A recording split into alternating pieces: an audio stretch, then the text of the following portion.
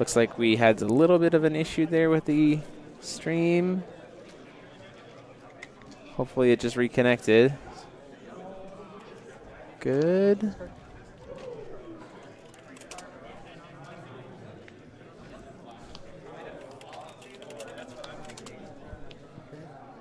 So we're checking to make sure the internet come back. It should have just been a blip for just a second. It is. It is back. Thank you, guys. Look at all of these creatures coming on board. So this is the Blazer's Thief. That's a card from Ray. It's a darkness card. I'm trying to remember what a card does. It's a Blazer gang member.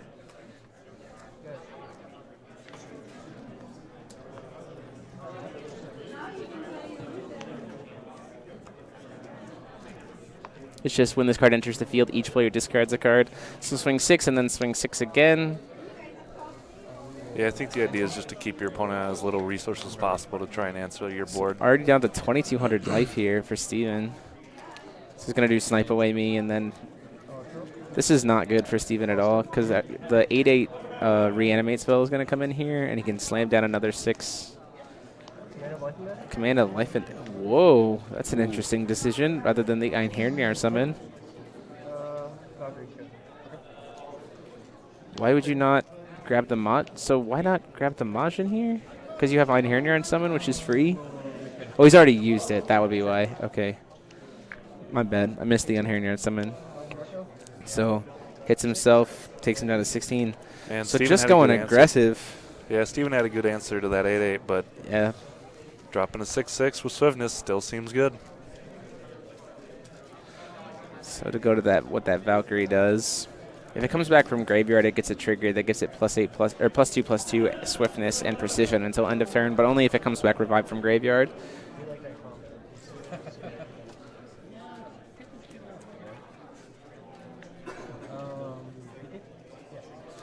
K gets cast here. Man, this is a card that hasn't seen a whole lot of play. It has now. Set, because it's a beast, so it works really well with the Hippo.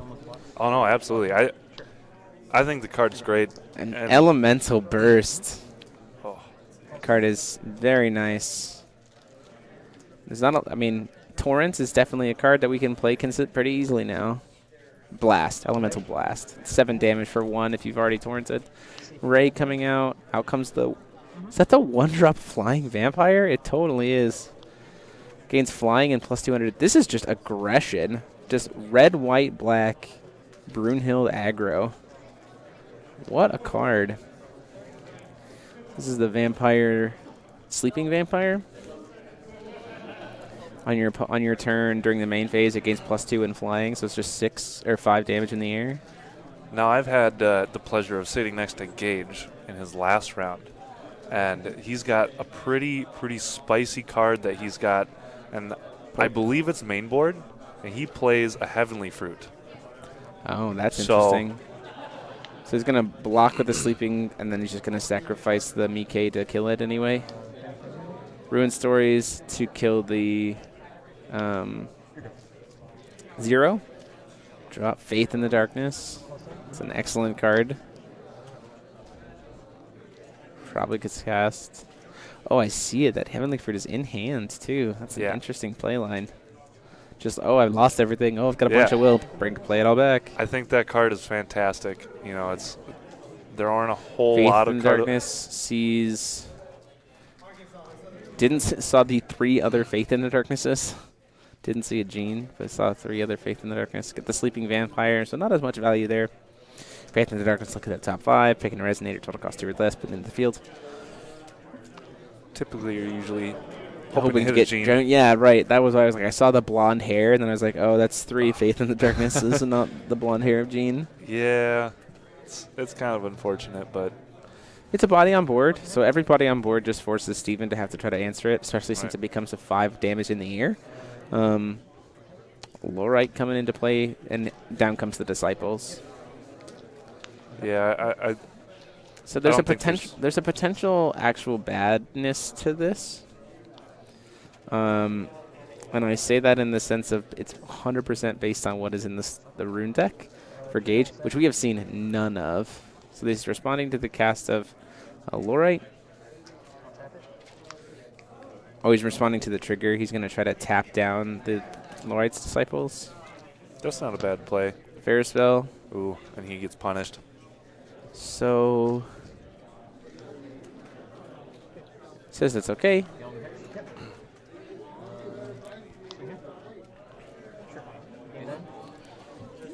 Kills it, gains 9. Back up to 25. Immediately back in this game, life point wise. Lorite's 7 disciples putting in a lot of work. Yeah, no, Jeremy, I think this is the turn that he's likely to play that Heavenly Fruit and try and get value. Just to get a ton of cards back. Right. He's got, you know, 2 1/1 6/6s, or excuse me, 2 1-drop 6/6s that are just going to bash face. Now that Disciple's down, I don't think there's a reason not to. Plus, he's got the 2-drop, the Valkyrie that'll also come in with swiftness. That's a lot of power on board. Yeah, here comes the Heavenly Fruit. Actually getting to see this cast. So it's going to be interesting to see what comes out of this card in terms of what cards he's going to grab from grave. He's got 5 will to work with. Both of those cards get removed from game. So we are going to check what happens here. Cast the 8/8. Reanimate it. Okay, good. He did like catch to put those aside. Swing it. That seems like an interesting decision. I mean, I think he's just looking to relieve some pressure. Because if he can't kill him this turn, then Disciples is just going to crawl Steven out of the, or back into the game. Oh, I think so we'll see what happens.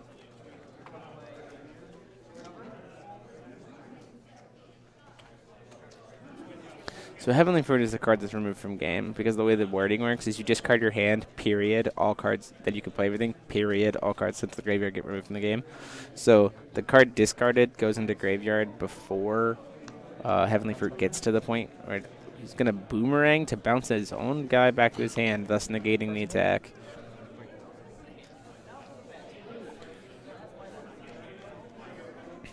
And this is where Gage gets punished for not just swinging face.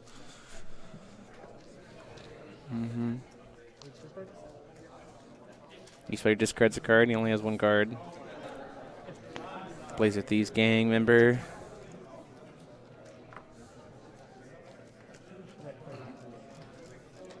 Plays the Majin Dark Elf from grave by taking 2. Goes down to 34. Then swings at him for 6. Taking him down to 19. So effectively when discarded a card with Heavenly Fruit and got to play 3 other cards that made his opponent discard. Seems like a pretty good value play. Wasn't too bad. He is out of cards now, and Shamimi has a bajillion cards. So if I'm actually... So hear me out. If I'm the Shamimi player in this position, I actually think I just play Elephant Rush. And here is why. It forces an the Brunhild Judgment. He's going to Spirit Meditation first, which I think is the right play. But he's going to, I think it puts the 3/10/10s out, which forces the Odin's Judgment, nuking both sides of the board. And then you just go, well, I still have a bunch of disciples, so you're dead. You know what I mean? Yeah. Oh, absolutely. And there's really not much in grave that, like, Odin, that she wants to reanimate right now. There's not a ton.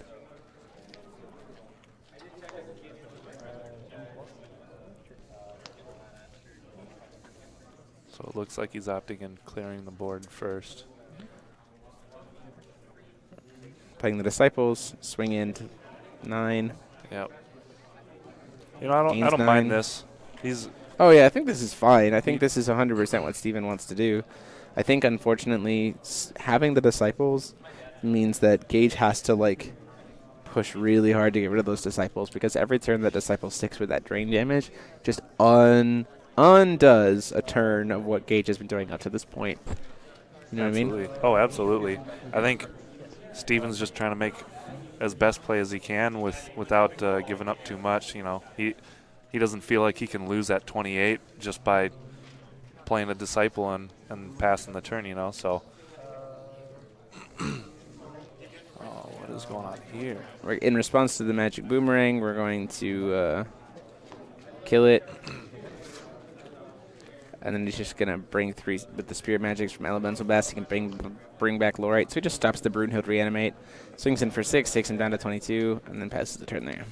I think that pretty much sealed up the game for Steven. I don't know if I see how he loses this.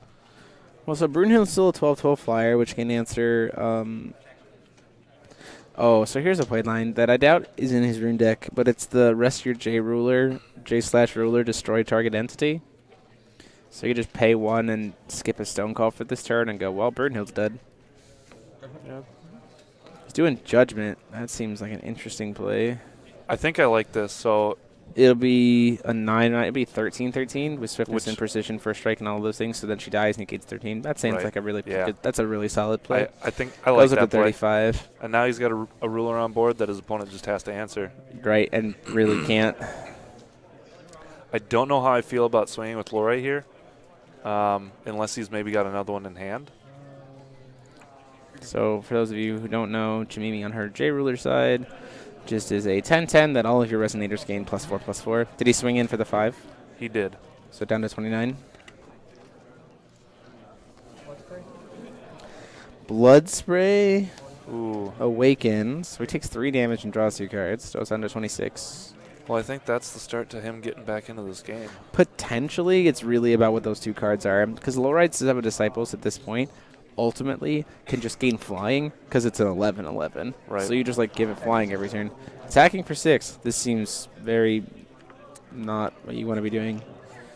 Down to 2,900. Maybe you just gain Drain. or Barrier. Or you just give it Barrier and then you're just like free 11 damage, free 11 damage, free 11 damage. I think it really depends on what Gage has got going on. And oh, the stones need to be flipped. That's a good call. It's actually relevant. They're mandatory triggers.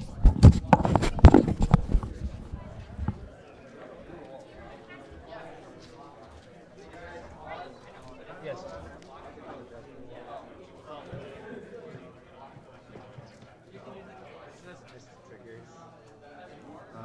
Oh, yeah.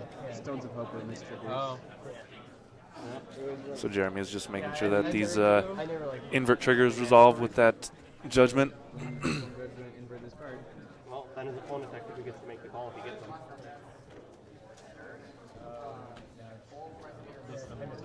Okay. Yeah, but then so I'll get, or you get the mistrigger warning and your gauge, right? Yes. Okay. Looks like his opponent chose to not let him flip them over, so they'll stay where they are. That isn't, yeah, because it's an advantageous, so it's a choice. Correct. So it gets a mistrigger warning, and Steven just says, no, you don't get to flip those stones over. Which seems fine. I mean, it just removes his darkness sources. This is why you always need to practice. Yes, practice is key. Thanks, chat, for catching that. So the Lorite Seven Disciples is dead because of a Sword of the New Moon. Wonderful little card. One mystery counter. Well, looks like he's getting back a Ray. That's not super not a great bad plan. But I mean, it's okay here, but I think at this point it's probably the best thing that he's got in grave. Right.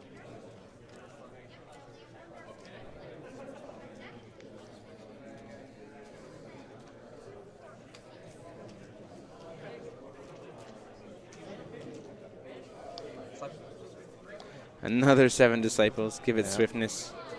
Swing in at the Maj. And now he has to decide. Yeah, that seems like a pretty easy decision.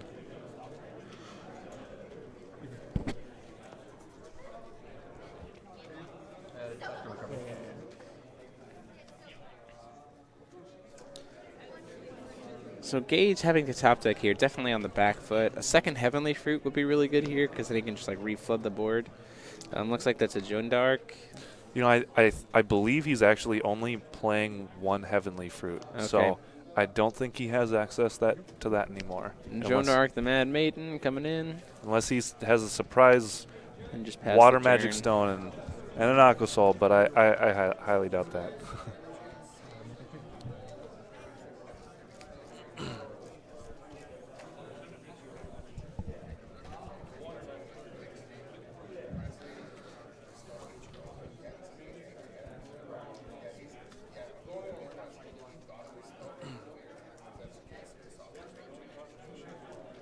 I'm assuming.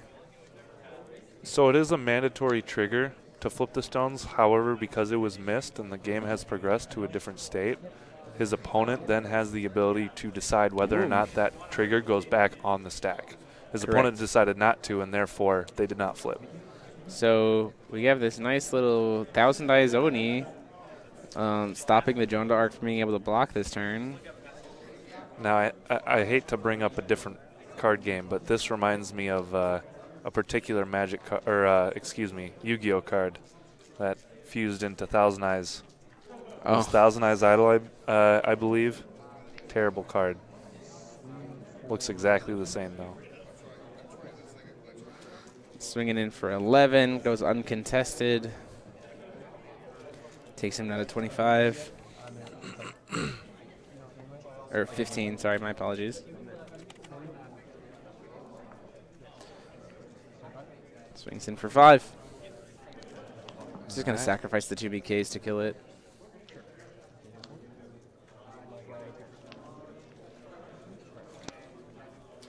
Ah, the ring. Seems the ring good. rune. Oh, no. Yeah. Big enough. So, the Ring of Legends. Target J/Res gains Eternal until end of turn. Yeah, I'm a huge fan of this card. It's Made him waste the 2 BKs and the block, successful block of the Lorite. right. So it's interesting because the Mikay's already replaced themselves, so it's not like Steven's losing out on that much. Right. But it does kind of put him in an awkward position where he now loses his Lorite. Well, so it does. Oh, how did the Lorite survive? Oh, no, that's right. It's a 5/6, so it doesn't actually die. Oh, right. It's only 5 damage because it's a 1/2. Don't worry, we can math. Nope. I lost my ability to math 4 rounds ago. Incoming 0 gets to successfully resolve that flip. I don't know if it's going to be enough, though. 29 life is a lot of damage for a top-decking aggro deck to pull out of nowhere, especially without access to any kind of burn. Yeah, it looked like he had a pretty strong start. I'm very impressed with Steven's ability to claw back in this game, and now he's in a commanding position. Well, that's just goes to show the power of 7 Disciples. Like, Drain is a very relevant ability in this format. Life gain in general is super relevant in this format. Oh, absolutely. Especially against an aggressive deck. These main board Disciples have just been all-stars. Absolutely. Oh, okay. So they untap it end of turn because we're going to attack into the Lorite with the Chimimi. It's fine. Yeah, I don't think he cares too much about that. This is the Blessing of the Sun chant rune. The problem is Chimimi's just sitting there. Steven's never going to tap her. Just going to swing in for the 8. Takes him down to 11, or takes him down to 21. Or sorry, total of 10 damage, down to 19. Sword of the New Moon to kill the Disciples. Call a Stone, because why not? They recover at the end of turn. So, like, This is Steven has no reason to tap that Chimimi down. Yeah, I think he's pretty content with just playing out his hand. And having 4/4 permanent buff. right. Because at this point in time, the only thing that might potentially be a rune deck is there's still an Odin's Judgment. But let's look at the runes. He might actually have not. So let's see. There's 2 from 2, and then 3 is 5, and then he used Einherjarn Summon, which is 2. So that's 7. That's 7, and then he's used 1 more rune. I don't remember which one it is.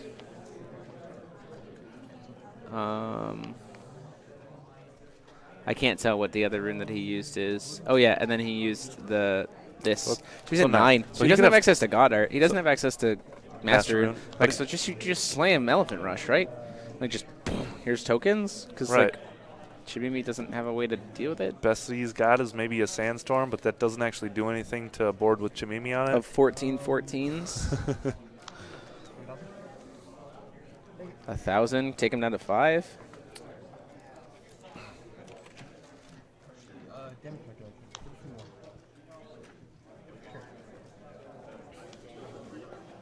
and just scoops it up. Looks Yeah. like we're going to game 2. Yeah. So, interestingly enough, we've seen Shamimi on stream for 2 matches. This is our 2nd match, and we still have yet to see anyone use Elephant Rush. Maybe people just aren't playing it. Maybe they just feel like it's too unfair. I don't think that's the choice. Probably not, but People might just be choosing not to play it, which would be an interesting decision. Bewilder is the other one. got it. That seems fine. So going into here, obviously Gage's decision is to just try to like super get aggressive. I think so that anything in his deck, maybe more combat tricks to make sure his damage goes through. So now, are there any particular cards you think that Gage is probably siding in against this? I don't have the list, Shamini? so I don't know the sideboard, but I'm looking at a hard aggro list that wants to then just get aggressive against a deck that can crack it back. 7 Disciples being particularly one of them. I honestly don't know what you bring in as light. Spear of the Valkyrie, if you aren't already playing it, I think it gets brought in. The problem is then you have to get to 7 attack, which is like bleh in this deck. Yeah, it's not great at that. It's a lot of 6-power dudes that... Going 3 color, I think, is a little bit ambitious in this format.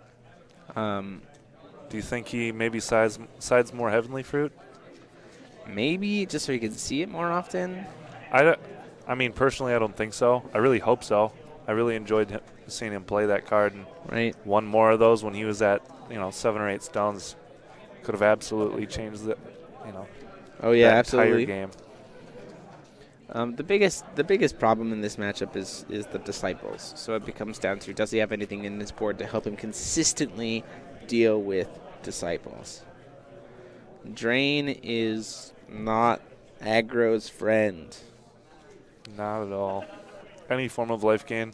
That's partially why Gil's so good in this format as well. As you get 0 You chose mana to play gain Gil as well, 6s. right? I did. So I think there's actually only 1 Gil in contention for top 8 at this point. I think all of the Gils have been like practically knocked out. Yeah. And it's Charlie DeBuell with Ultra Awakening. Oh, I 100%. I didn't make it in top 8 because Gil's just such a grindy, slow deck, and I just went to time too many times. That's fair. Drew You 2 have of to my you have games to and- win game. You have to win game 1, and then just draw. But if you don't win game 1, it's like, well, I've lost this match. So I guess I got to draw. Well, the problem is, at least the problem that I came into is game 1s are usually pretty good for you, and you can win game 1. But if you win too fast, your opponent has the opportunity to side into a more aggressive deck and try and race you. Right. And oftentimes that, that can get you. And that got me a couple times and ended up drawing because of it. So, it's kind of, it happens. So, Steven having the draw. Shamimi.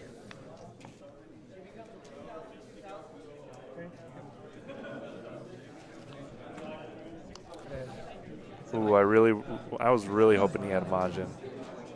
Just a turn 1 Sleeping Vampire.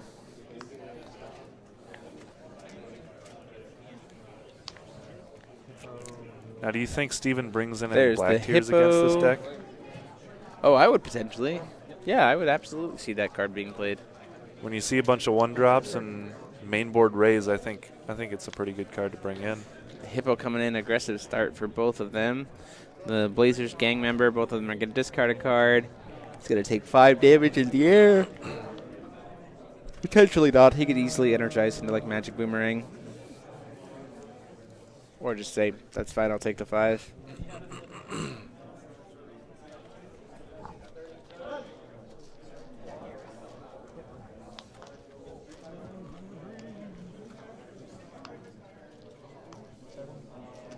When you go to combat. Yes.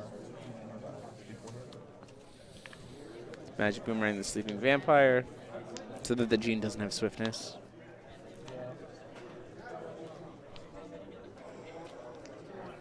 It's a smart play. Magic Boomerang, the little modal 4 damage spell for 1. Can bounce a Resonator, deal some damage. Lots of different options.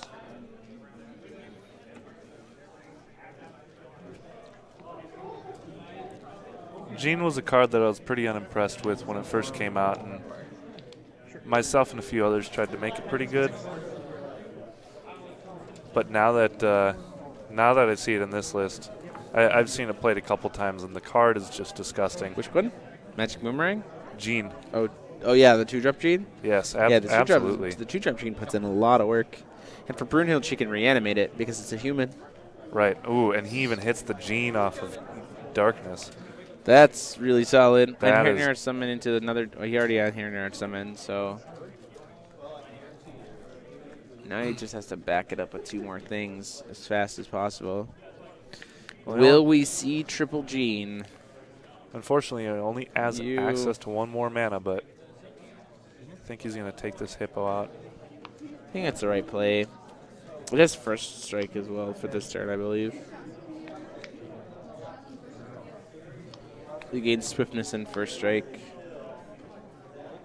And 2 +1/+1 counters as well, which makes it pretty fantastic. It's just permanently a 9/7. That's actually a pretty big body. And there's And the just answer. sacrifice it with a Ruin Story.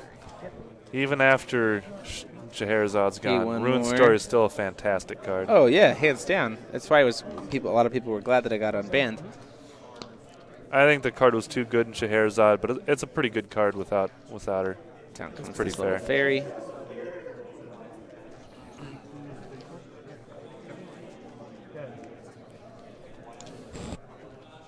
Majin Dark Elf coming in, block it with the fairy. And then just passing. That's really sad to see an aggro deck with, or really unfortunate, I guess, to see an aggro deck with 3 open will and nothing to spend it on. To be honest, I wouldn't be surprised if Gage maybe boarded in a few more utility cards to make his matchup a little better, because I don't know if he can win this game by just being hyper aggressive. I think Shamimi maybe has too many answers early game to deal with that. Because if he goes too hyper aggressive and Steven drops another 7 Disciples, I don't know if he can win. So one of the things that I've talked about before with Disciples is that it's just a magnet. Like, once it sticks on board, you have to answer it. If you don't, regardless of what anything else that's happening on board, if you don't answer it immediately, 7 Disciples just kills you. And it's sticky. So you actually have to commit a lot to kill Disciples, pretty much. Which sucks, because then you're not dealing with everything else that's getting played on the board. So then it's just kind of like a lose-lose situation. Double Yokai Festival into double of these bad boys. Yeah. First time we got to see Yokai Festival come out. I think 7 Disciples being a 7/7 is super relevant, just because there's so many things that do 4 damage and 5 damage and 6 damage, but nothing does 7. Except for what is it, Torrent Blade? Yeah, Elemental Blast. Elemental Blast. Deal 7. That's the only thing I can think of. But both players are going to discard a card, so I don't necessarily agree with this like discard a card mentality for Gage, because like he wants cards. Because if Steven gets up on him on cards and he's just like in top tech mode, I think he just loses, right? I definitely agree with that. I think the only realistic play that I see is if maybe he's hoping to draw into Heavenly Fruit. Oh, so I apparently missed a card, so Steven should be at 3,400. Thank you, stream. Thank you, chat.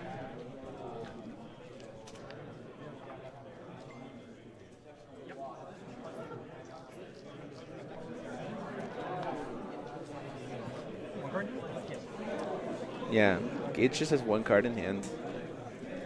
As opposed to Steven's 3, potentially about to be 6. I think it's just a removal spell. Yeah, but like he just draws 3 cards for free here, right? Banish. That's an interesting decision. Gonna get in for that 6 damage. Goes down to 28. I think he's just trying to put a clock on Gage and very end the much game. so. That's very true. It's a real thing to be working on. It's interesting that he's waiting so long to Judgment. Jamimi or Brunhild? Brunhild. Yeah, I agree. It's a little weird. So Judgment here would be pretty sick, except for the fact that he's already done Call Stone. Right. The idea is you like play a Gene, Judgment, grab Gene, and then you have J Ruler double Gene, and you're like 1 step away from getting a 3rd Gene. Yeah, but Another ruin story. Yeah, I mean, Man. I was just gonna say, even if he does that, it's still not. He still doesn't lock Steven out just because he's got all these ruin stories, and they've just been fantastic. I'm curious to know how many he plays. The ruin stories? I have to imagine at least 3. We've seen 3. Yeah. Probably it's a 3 main, 1 sideboard. That's pretty common. I can see that.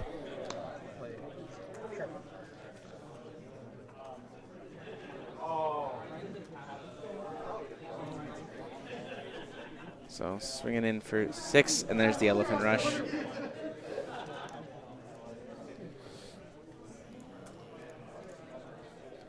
So down 22, threatening lethal here. Yeah, I mean, if he just, yep, there's that removal spell. In the beginning. But if he doesn't have, Oh, he hasn't hit any of his white sources. oh, That's why he hasn't been judgmenting. got it. His Magic Stones of Hope are all buried. This is over, Wow. unfortunately. This- That's this really is- disappointing. He has no white sources to be able to God Art. He's gone through, or, what, sorry, 8 stones, 7 and stones? not a single white. He's probably playing 12 stones. Jeez, that's so rough. Now you just judgment Shamimi and win? You don't even need to. There's lethal on board. Well, I mean, Why? Even if he's Why got- spend the 5 will? Just use it reactively. Take a grand, down to 12.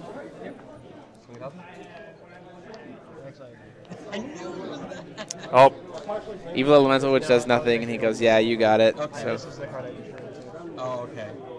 yeah, not hitting the white sources was devastatingly painful there. Yeah. So Steven Holscheiser takes that and goes up to being 5-0-2 after 7 rounds, and we are going into round 8. see, that makes that 9. other play make a little bit more sense. When he dropped the 2-drop where both players discard a card, he discarded a white card from his hand that he just couldn't Couldn't play. cast. Yeah, So that makes a lot more sense. Looking back, I don't think there's much that he could have changed to, That matchup, I think, make that game was any better, 100% just the fact that his stone base just didn't decide to play. And that's one of the things that I think is important. So, like, we've seen a black-white Brunhild. This was black-white-red Brunhild, and it's like, that was a little bit too greedy. Black-white, I think, is like 2-color when you don't have dual stones is like, okay. And I can maybe see where he was coming from in the fact of, like, playing the null darkness stones are base black, splash red, so there's some like splashability in the red there. But then I think your other 6 stones are just all whites. Yeah, I think it's just it's done him well so far, and I absolutely give him credit for that. But when it comes to consistency, I think playing 3 colors without the access to all the dual stones that we used to have is just absolutely greedy, and I don't think that it's consistent enough. Yeah, But I can agree with you 100%. that puts Gage at 4-2-1 now, correct? Correct, which is still in contention for top 16, which at that point in time you still get a prize card. So Right. Like, okay, Oh, yeah, can't for argue sure. there. I mean, I why not? did want to show you guys this. I haven't seen the chip. I don't have the one for. I was just given this one. I don't have the Hanzo one, which is the one that I have more of. But this Oh, is that the looks super exclusive Lich one. I'll try to see if I can get it to focus in a little bit better. Oh, I have it set to autofocus, so my bad. I don't have it set to autofocus. So this is the Games and Geek like exclusive Lich one. that Malaysian looks coin. fantastic, and I'm so glad that I'm a local because it means I could pick one up for me. So well, there's only for top 16. Yeah, I mean, But I know a someone lot will of have local one. guys. Yeah, Yeah, so- someone's sure. gonna have one. Sounds it's good. all right. Because you can't have mine. No, I don't expect to get yours. You like your collection. I do. I have a very big collection. But no, this has been super fun. So so this is one of the things that we've been talking to about people as they've been playing, like people who've dropped. Right. You walked into a super wide meta today. Like the meta is like, have you seen the official ruler breakdown? Yeah, we had like- 97 players, Right. and the top list was Witch at only 13. So which like, how do you feel about that? Like, I think it's great. I came from playing Magic, which my favorite format's Modern, and Modern's just got a bunch of top decks hold on that 1 second. So, Josh Boersma, man, this coin's pretty cool. I wonder if it's about as worth as much as a secret rare Japanese Karura. That might be a thing. Just saying. Anyway, go ahead. Yeah, no, but all I was saying is Modern is a super diverse meta, and I really enjoy it for that fact. And Force of Will, in my opinion, just has better game mechanics. Absolutely. And so when Force of Will has a great meta like it does now, it gets me so excited because it means that I can play any style of deck that I want and do well with it. You know, it's competitive, and I can have fun, and it doesn't get stale. Yeah, absolutely. I think that's, and I think again, to your credit, like, or to kind of what you're saying is, again, one, pricing. So I think, again, store owners who want to run these WGPs, who want to get granted a WGPQ, look at this event, look at what this Games and Geek has done to push it themselves, and like be like, okay, that's how we're going to end up getting a WGPQ. But like, obviously not necessarily the cash, or because you have to play the long game with these events. Right. But anyway, speaking beyond that, beyond the pricing, there are 4 long tables still with people in round 7 who are still playing. Like, long tables. Like, we're talking about, like, 1, 2, 3, 4, 5, 6, 7, 8, 9, 10 tables per long table, and we have all 4 of them. So there's, like, 80 people still playing in this tournament. Like, that means, A, it's a super fun format that they're enjoying. B, they're enjoying their deck that they really want. And C, the pricing is making them want to keep participating. And here's the thing that's happened a lot in the past is we get, by the end of a GP, we're like at 3rd attendance size most of the time in past the Force of Will. Because it's just like, well, I didn't top 16, I'm out. I'll play side events and rotate it.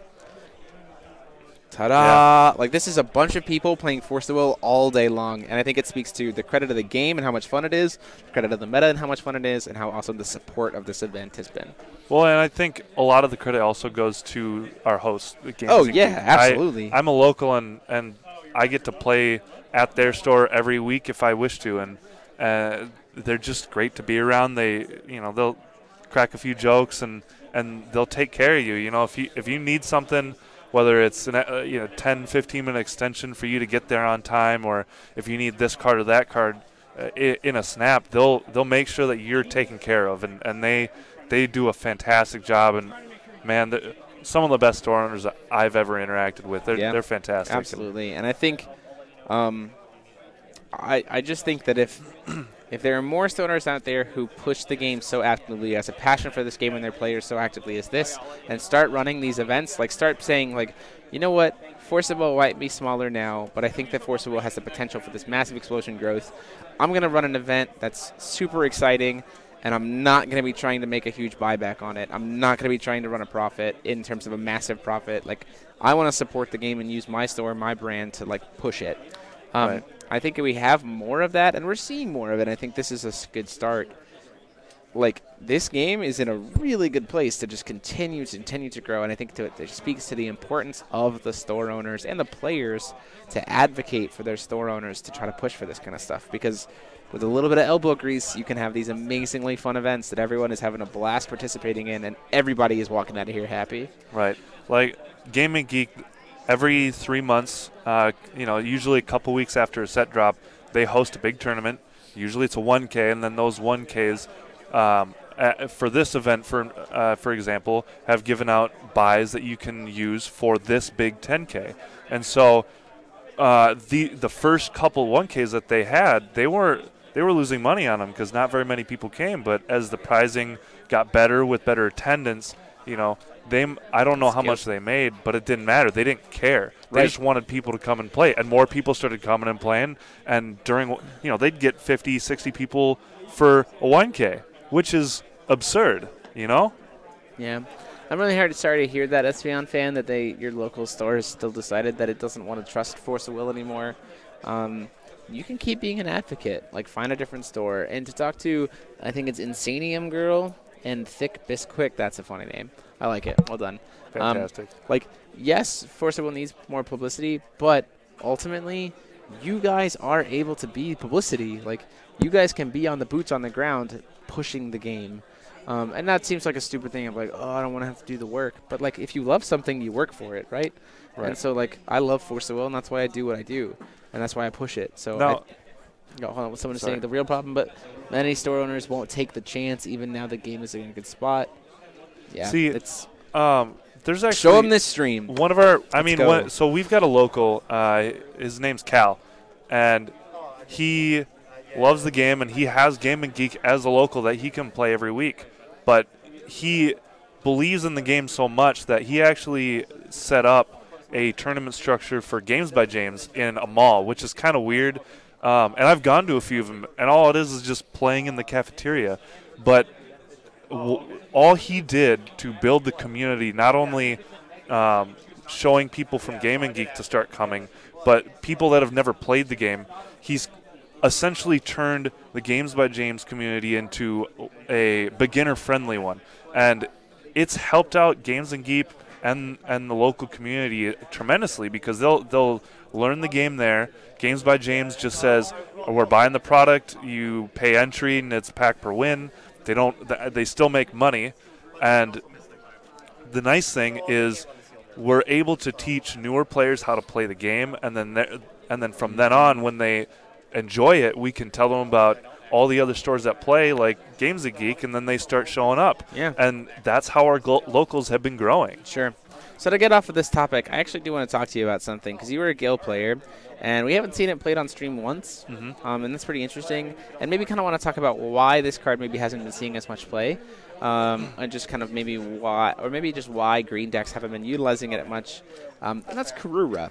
So going into this event, people were talking about how Karura is actually this really solid Gil answer in the form that it's uncancelable. So they have it's a 12/12 flyer. It's a quick cast body. So you're doing everything that Control wants to do in green mirrors. And it's a pretty aggressive card. Like, it's a lot of damage. It puts you on a serious clock. So, like, why do you think that this card has not been, I want to say, putting in as much work? Performing this event. And why do you think Disciples for this meta has been putting in so much work as kind of the be-all, end-all green aggressive card, like green closer? Well, I think in this event, typically speaking, there have been a lot of aggressive decks. And when you compare the two cards, Lori's Disciples just does a better job at keeping you in the game while you build your card advantage and stall out until you have a massive board and win. It's pseudo removal if you've got a Lorite on board, because it's got precision, first strike, and +2/+2 makes it a 9/9. Drains you and gets you a bunch of life, so you can play the long game. And it's just a fantastic card against anything that's aggressive. So do you think that it just has a better place against the board, against the entire board of meta, as opposed to Karura, which is like just specifically to kind of like target this weird Gil mirror? I think the reason why Gil players have been playing Karura, and it's the same reason that I played, is because I'm used to previous Force Will metas where there's only maybe 2, maybe 3 really good decks. And so when you play against the mirror with Gil, you're only going to play one game. You're going to go to time. You're not going to finish another game. So having these allows you to stick a board presence and win the game fast. Yeah, and that's the reason why you play it. But with a diverse meta, when you don't just have 2, maybe 3 decks, then you can't rely on this card as heavily because it costs so much mana. And as Gil, you're using up every resource that you have every single turn, whether it's on your turn or their turn, and you just don't have time to cast it, especially against aggressive decks. Yeah, for sure. Absolutely. So to get to one more comment before we take a little bit of a break, we're about to hit the end of this round here, so we're going to take a little bit of a break while that wraps up. To Insanium Girl, been trying to get the good world out. My LGS attendance is growing. Most of the players here are converts from other games. How do we reach players who are new to card games? And that is, we all have this wonderful magical thing called Facebook, and we all have wonderful magical things called friend lists. And I actually pretty actively share and talk about Force of Will on my personal Facebook page, just not even related to like any other Facebook page like Force of Will posts. And I talk about it when I go to meet with friends, and I say like, hey, it's this cheap card game. It's super fun. I even have been starting teaching people at my work, where I'm like, because they get interested in like, oh, wow, you went to Japan for this? What is this? And I show them and like, oh, that's super awesome. So it's just finding ways to be like letting Force of Will, a good thing that helps is letting your love for the game, your enjoyment of the game kind of seep into the language that you bring to other areas of your life. Now, don't get me overbearing, you know, and be like, hey, come play Force of Will, hey, come play Force of Will. Like, don't get to be that. But like, if you show that you enjoy something, people actually gravitate towards that. And that's actually coming from, I have a little bit of experience in the fact that I have psychology background. Like, I actually studied psychology, and that's my professional degree. Like, people are drawn to people who are enjoying things. So if you're in a public sense showing that you have a passion and enjoyment of this card game, people will naturally look at it. So like you have a little bit of a leeway there. So that's like kind of my like step one of how to kind of seep it into other things. One thing that I've also noticed is when we play at Games and Geek, obviously it's still a store and there are people that walk in here and there and maybe to check out the shop and what they have, and sometimes they come in because they need Magic or Yu-Gi-Oh singles. And the nice thing is when we have so many people that show up for this event, they want to know what's going on. You know, we have Absolutely. 20 or 30 people playing on a weekly basis, and they see more attendance for Force of Will than Magic, and all it makes them want to do is just see what's up. And then having a good community based around good people and good players and new players all like helps, because that way they can see, well, I don't know what this game is, but show me what's going on, and it opens up a gateway that allows you to open someone's eyes to something new. Yeah, absolutely. They're not going to want to play something that they don't know exists. So just informing people that it exists is kind of the start, and then once you go from there, then you want to show them why you enjoy it. Yeah. It's kind of piggybacking off of what you were saying. Exactly. Yeah. So on that note, thank you guys so much. We are going to be back with round 8 of 9 here in a little bit. We're going to take a little bit of a break to recharge, and we'll come back soon. So thank you guys so much, and we will see you guys in the next round.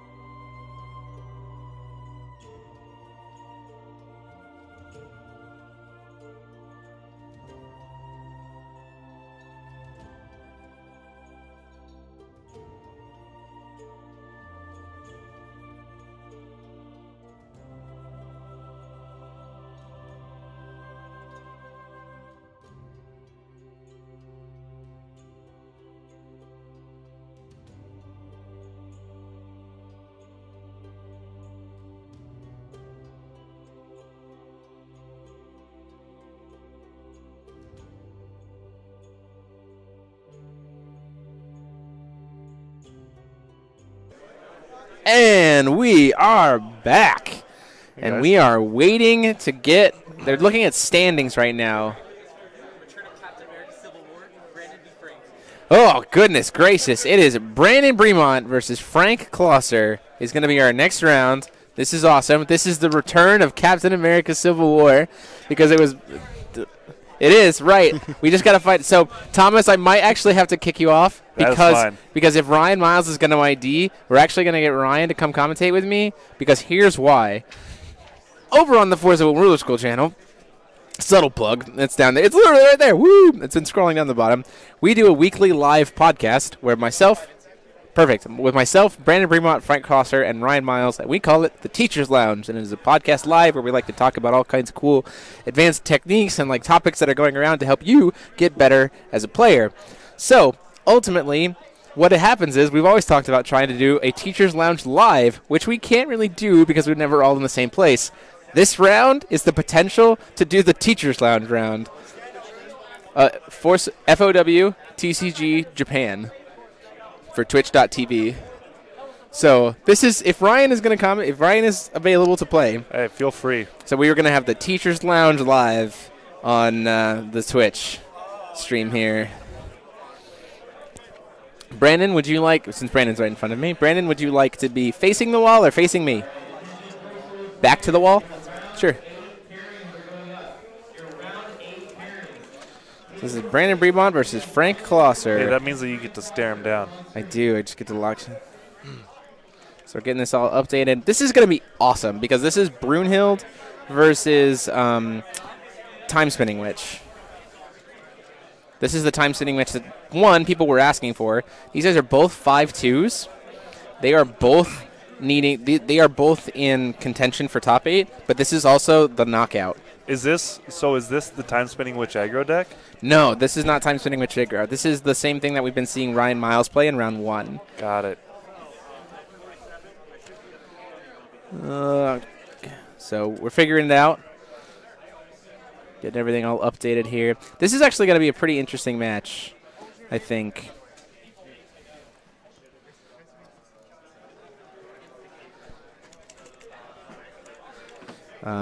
It'll be interesting to see.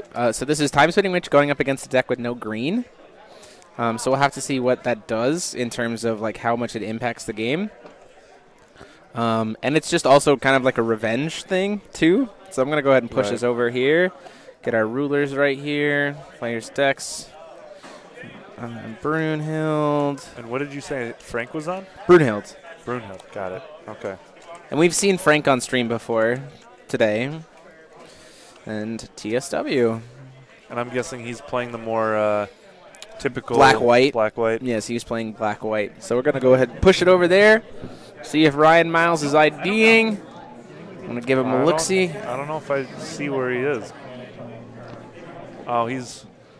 I don't know. I mean, we normally see him super tall, but this is actually shaping up to be a potentially really fun match. I'm going to go correct the camera real fast. Sounds good. What message do you want sent to him? Just brothers on the screen. Gotcha.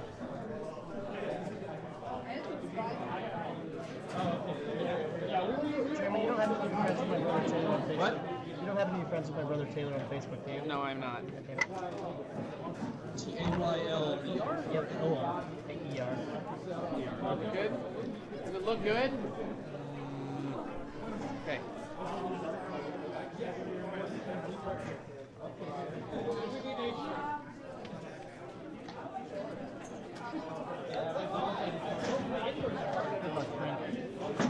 I hope you win. Bad luck, Brandon. I got my bad luck being paired against you. Now it's your turn. Oh, come on. This is the most popular rule, and you've done it all day. Justice comes to all eventually. I think he's discussing whether they want to ID you or not. Also, I don't want to hear that. The guy was like, I don't need a sideboard for Cure. That's absolutely. I have already been punished. I have atoned for my sins. I am now the justiciar of yours. So we're getting ready to start round 8 here. It looks like his opponent wants to play it out. Well, that's unfortunate. Well, because I would have liked to see that too. The 4 of us all commentating. Oh yeah, absolutely. I mean, it's fair. You were always allowed, you know, like both players have to agree, right? And there's some players who don't want. They want the wins. They don't want to push a risk. Right. Sitting at table 3, though, is pretty comfortable, though. I'd agree with that. With 9 rounds, I think it's a lot more comfortable to sit X2. So 9 roll. So it looks like time spinning, which is going to be on. For Frank and Brandon, it's likely a winning in for both of them. Getting an energized. Well, did you give an energized to that? Maybe not necessarily winning in, but this is their tournament life. Yeah. No, they demand that you use Kalgi. No, I'm not kidding. If I give you the shield, they'll come over here with Kalgi and get mad at me. They already have their own coin, so it ended up working out just fine. So time spinning, which is going to be on the draw. This is going to be very interesting to see how this goes.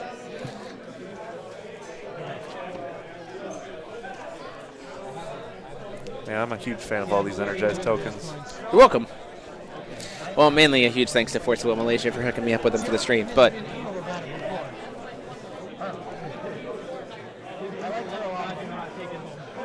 Brandon using the Shayla one instead of the Kaguya one.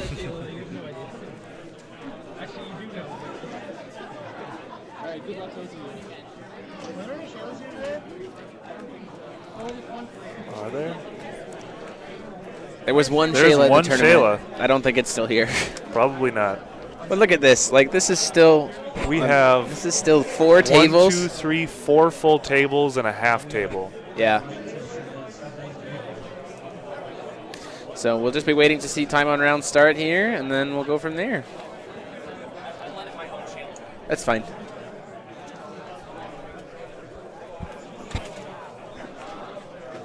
So this is going to be shaped. So these guys have a history of playing each other. In fact, they played each other in the finals of GP Dallas last year. Houston. Dallas, Houston, where was I at? The Texas GP last year, the sealed one. So I just counted. There's 34 tables still playing. 34 tables. So that's 68 players of the original 84. Or, so excuse me, 37. So 37. 74 Yeah, players out of the original 74. 84. That's, I mean, they've only lost 10 people in 8 rounds. Yeah.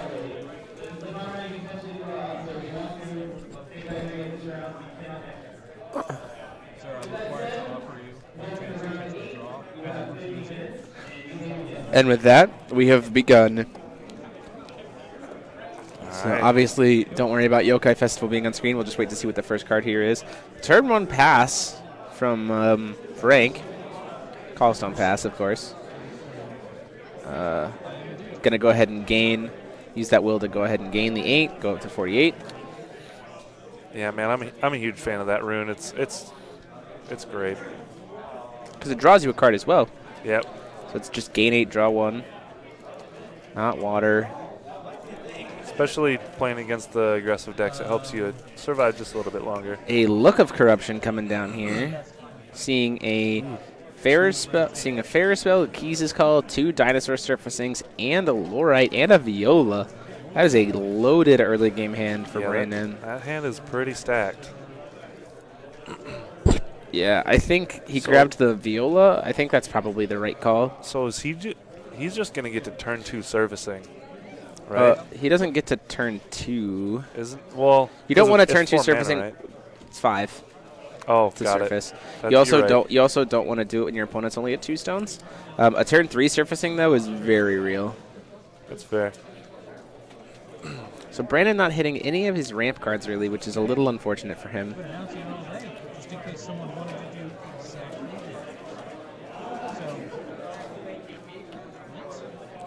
Ooh, this is so good. He's going to call Dinosaur Surfacing, rip those 2 out of his hand. Man, that is rough. And the Glint of Insight, he gets to do it twice. He can use, well, when he gets to a second energized counter, a second mystery counter. Right. So this is actually a very strong card. And then the Skeleton coming down behind it. Flashing at the end of turn, flashing the Viola, at least to get a body on board. Looks like it drew into a Dragon Lord's Breath. Yeah, I think he's just looking to keep Frank from flashing back that Glint. Swings in for 6, takes Putting it. a little bit of pressure. Taking to 42.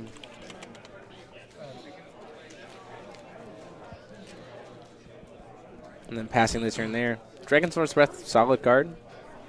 Have to see if it ends up getting cast, though.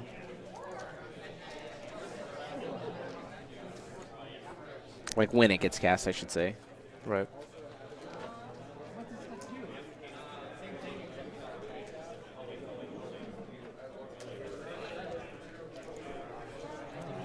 Joan d'Arc coming down. Joan d'Arc Mad Maiden. Good old 7-5. Yeah, I mean, I feel like Swings in for force. Go ahead. Prissy is a pretty good coin. I think a lot of people would have liked it if they weren't so frustrated with how that card just changed the entire format. Prissia? Yeah. Yeah. I mean, great looking card, but I think too many people associate it with frustrating times.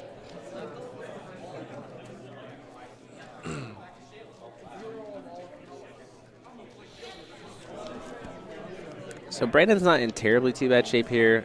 He's just going to pass the turn. The Viola is actually pretty good in the game here because if he tries to reanimate, he can just banish the Viola in response to whatever he's targeting.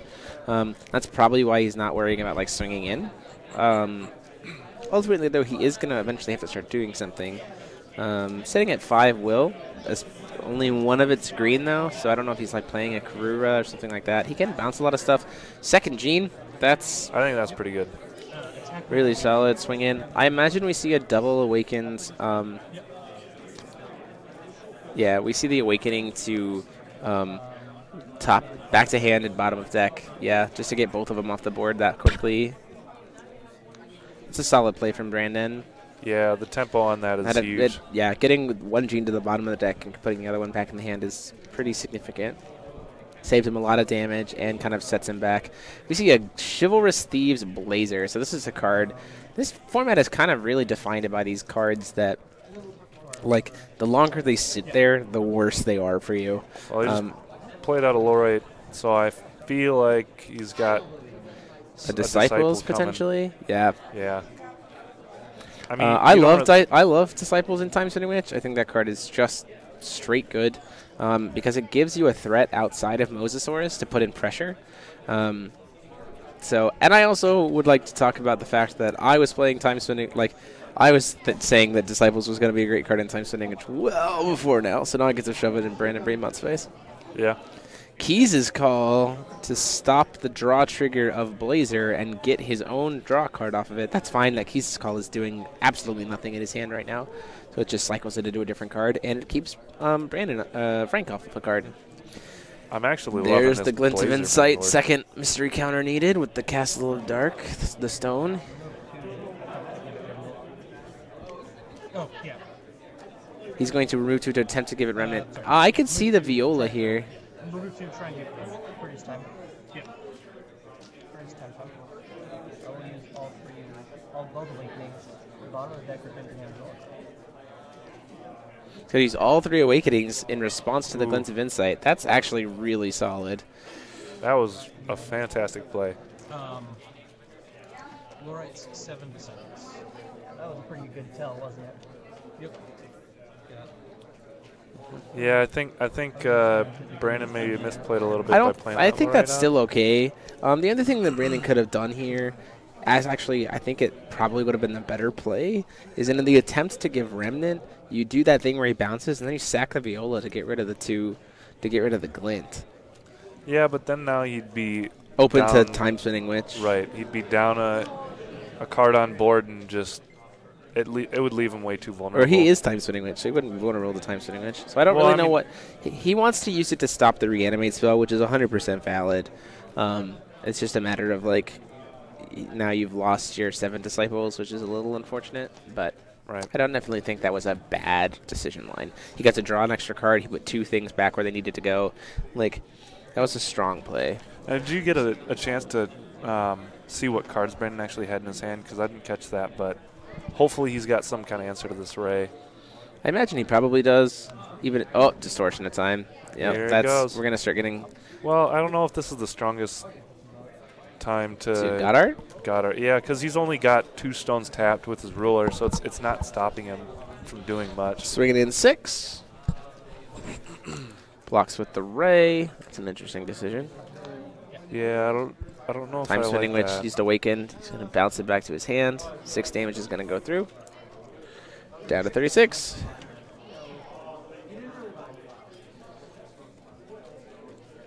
Distortion.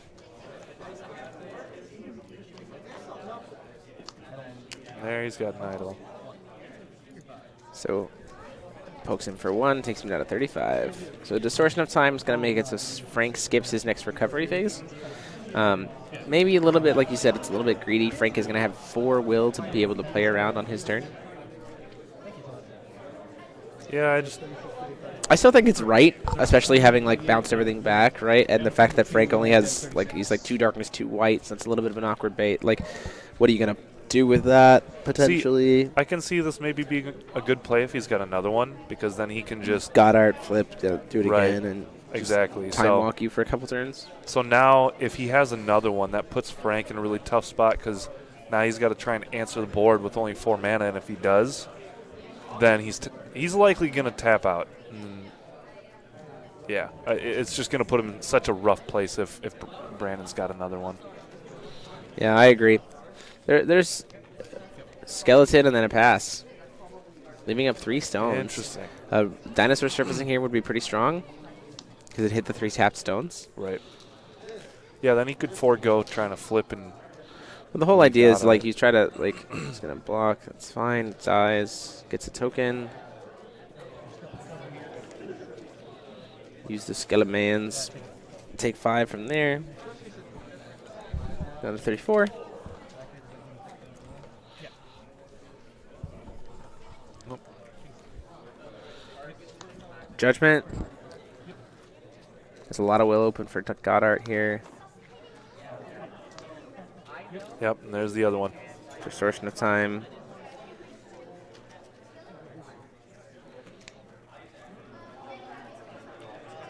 Still spend 1 blue. Can't use those 3 time will for that. Well, he's got an idol that he can. But yeah, he could just convert it all into the idol, crack it, and then use the 3 floating. That's actually pretty smart. Good catch. Distortion of Time going again. Just show you guys remember what the idol does. No. So it's a 1 mana addition that you can pay 1 mana Yeah. to filter into any color, and when it gets sent to the graveyard, you draw a card. Yep. It's an excellent card for Time Spinning Witch. Right, because you can use the Time Will on activated ability, a.k.a. the addition. And oh, there it is. There's a Koga. Fantastic. There's a Village Koga. We heard about Ryan when I talked about us on stream with this before. So this is the Flicker Village, and you can use Time Spinning Witch's ability for it. So like this is actually pretty nuts in the fact that with the Angel statue, you can use Time Spinning Wheel's ability to produce a green with the statue to then produce with the Koga. So like you just actually just use Time Spinning Witch to make the Koga Village happen. So it just becomes like free bounces, like flickers at instant speed. So you're just like, oh, Mosasaurus at instant speed, Mosasaurus at instant speed, Mosasaurus at instant speed. Kind of, because you still have to tap it for each mode. So your opponent knows it's coming. Right. But it's still an instant speed Mosasaurus. Well, sure. I mean, yeah. Like, it's can't argue that. No, you can't. Now, if he had 2, actually, does it work with 2? What do you mean? Oh no, it says buy this card. You can't have 2 of them. Oh, just converted. Like they'd have to like flicker back and forth. Right, man. So we had an Heir, the Valkyrie of Mercy, to bring back a Skeleman. One of the 2 heirs, because there's 2 heirs in the set. Brings back a Resonator, total cost 2 or less. Looks like Bremont's got a few idols in hand that he may not want to play quite yet. Frank not really having used much of his divinity at all. Second idol coming down. I think he's actually, yeah. So he's got 1 time and 1 of a color, probably a blue. I'd assume so. Yep. Another distortion. Not that he can use it again. He's now, that time walk is gone. He can't do a 3rd Goddard. And unfortunately, Dinosaur surfacing. Brandon hasn't really been able to put together any pressure with these time walks. I mean, I definitely still think he's in a good spot here, but I agree in the fact that like you gotta. It's not like a lockout. Right. And here's surfacing. There it is. It's just a hard cast Mosasaurus. Oh, never. Oh, that is a Mosasaurus. That's my mistake. So I hit. You think you hit the white stones here, right? Yeah. Absolutely. Absolutely. So the thing is, here's with the Koga. Oh, she's another angel. With the Koga here, even if Frank gets to 3 will to be able to do the judgment, to like board wipe it, he just goes, okay, remove it from the game in response, and keeps the Mosasaurus alive, and then it just becomes a 2-drop instant speed Mosasaurus. Seems good to me. Yeah, absolutely. I'm interested to see what Frank has for a follow-up here. He's been locked on 3 or 4 mana pretty much all game.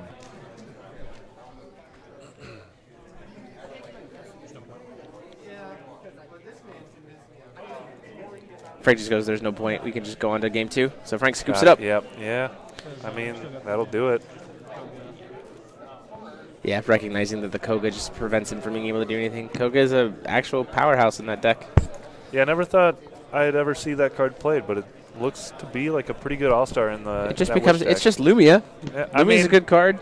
It's just a slower Lumia. It's a slow Lumia, but you can also play a different ruler at the same time. Exactly. So that's where the value comes in on it. And Time Spinning Witch with her ability to convert, especially with the fact that she doesn't have to worry about playing the 2-drop statue anymore. Like, she can safely play the 2-drop statue is very, very strong for her. Well, I think it's kind of awkward for your opponent because do you think that it's important enough to hit by adding in sideboard hate for it? Yes. 100%. What do you think Frank I mean, he does. I mean, like, I don't think he has any addition hate. That's the problem, is that white and black don't really have any easy addition hate. The closest one is Dispel, which is the white rune, but your rune deck is locked in at the beginning of the tournament, and it's a pure rune, so you don't have access to it unless he was maining it, which I doubt.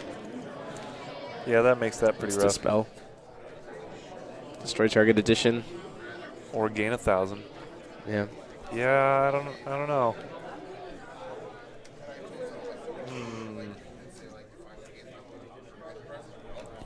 So I think, I mean, even walking into this, I think, unfortunately, Frank was a little bit under, like, I think Bremen was a little bit favored. We've talked a lot on our podcast about the kind of, like, pseudo-triangle that exists right now in the form of, like, Gil with Time Spinning Witch with Brunhild. So this idea that Gil is supposed to be the super, like, green, quote-unquote, is supposed to be the harder matchup for Time Spinning Witch, just because the infinite low rights is the thing. Right. But the way they've adjusted this Time Spinning Witch, I think, is nuts in terms of how good it is. And then Brunhild is supposed to be super aggressive to the point where Gil can't keep up, especially with having Jonda arcs. So then that's the point of the triangle, and then Time Spinning Witch just is like, okay, you don't run green, like, what are you going to do? Just gets to do, unfortunately, Brunhild just doesn't get to do much. Doesn't get to stop Time Spinning Witch from doing Time Spinning Witchy things, which just locks Brunhild out of the game. You know, I do have to say, though, I played against a couple Brunhild, and I didn't really feel like it was even that bad of a matchup. Oh, and yeah. I definitely don't think it's unwinnable by any means. I think that if anything, it's like a 60-40 to Time Spinning Witch's favor. But the thing is, I also know Frank, and I also know that Frank is very clever, and I also know that Frank is very good at sideboarding. For appropriate meta. So well, he always has those weird tech cards that just are powerhouses. Yeah, absolutely. Randomly. And it's great. He just knows so much about all the cards in Forcible. It's absurd. Like, yeah. It amazes me. Oh, Victor, his teammate. Victor, talking about how Time Spinning Witch is just a very bad matchup for Brunhild. Yep. There's not really a lot of options.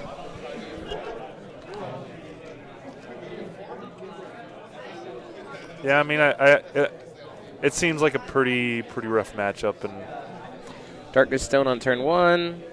Luck of Corruption, potentially. You even saw the great opener that he had last game with Look into Glint, hitting 3 cards between the two.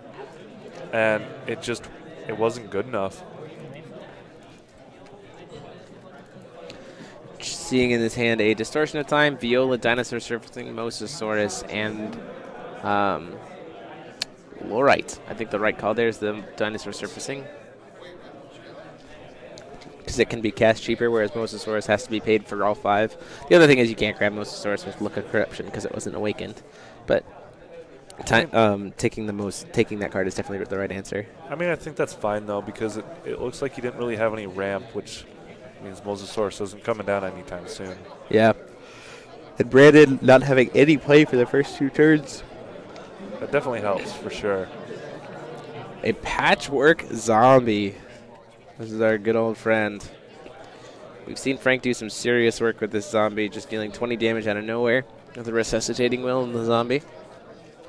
Or Frankenstein, sorry, patchwork Frankenstein. I mean, just having a 10/10 for 2 mana is just Oh, yeah. incredible. Absolutely. And now he gets to untap with it. Oh. Swing in for 20 damage if it happens. Swinging in for 10. It's a fourth Yeah. of his life. Gone. Black. A glint of insight. See what happens before the cast. I'm curious to know what he names. Calling Yeah. Mosasaurus.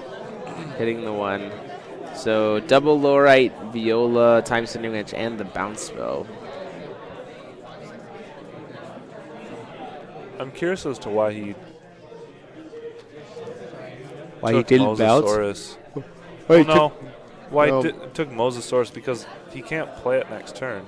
It's still a body. It's still the biggest threat, is the thing. Well, what I'm saying is he could potentially, like, depending on what he plays this turn, he could potentially just wait another turn and play it next turn, and instead opt into putting more pressure on board. But maybe he just doesn't have another play. Maybe. Well, no. Oh no, he doesn't have 2 white, does he? He doesn't have access to double white. His stones. Oh, he That's- does have access to double white in the form of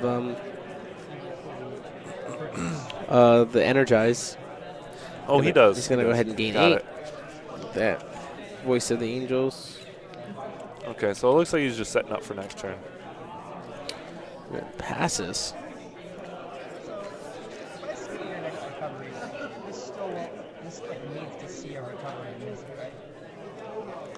Correct. Oh. If we skip the Oh, he still So that's time pretty spinning, rough. The time spinning witch actually sets Frankenstein 2 turns back.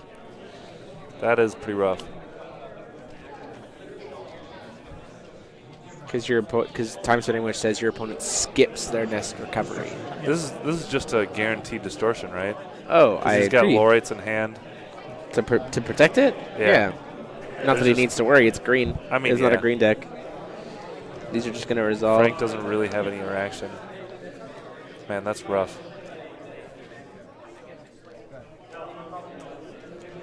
That 10/10 is not looking good right now. Dragon Lord's Breath. Calls it Dragon Lord's Breath. Who hits 2 copies of it? Oh, Hits man, 3 copies of it. Wow, Whoa, that was incredible. incredible. That was a solid snag. So now all he's left with is that Viola Lorite Looks like it. plus. That was an absolute. That was an absolute. Wow, what a top deck! Oh wow. Jeez. I mean, at least he has 2 mana to play with, but that was good. Yeah. Now let's see. The glint into the. Are you talking about Brandon's top deck of Mosasaurus? Yeah. Yeah. That was great. But now next turn he gets his Frank gets his 10/10 back. Yep. So I think that'll be fairly relevant. Spear of the Valkyrie is insanely relevant when you have Patchwork Frankenstein because it's 10 damage. Well, right, and you get to if you have a Valkyrie on board. You do have a Valkyrie. It's called Brunhild. Oh, that's fair. I forgot about that part. Yeah. And then you Deal gain 10 10. life. Yeah.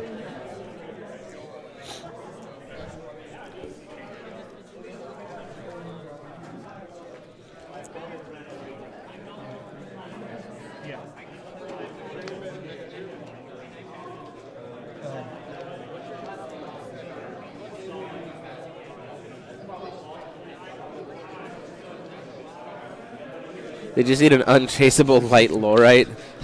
Because that. Time spinning witch is flipped at this point. Does he have another distortion? That's the question. Did he top deck and.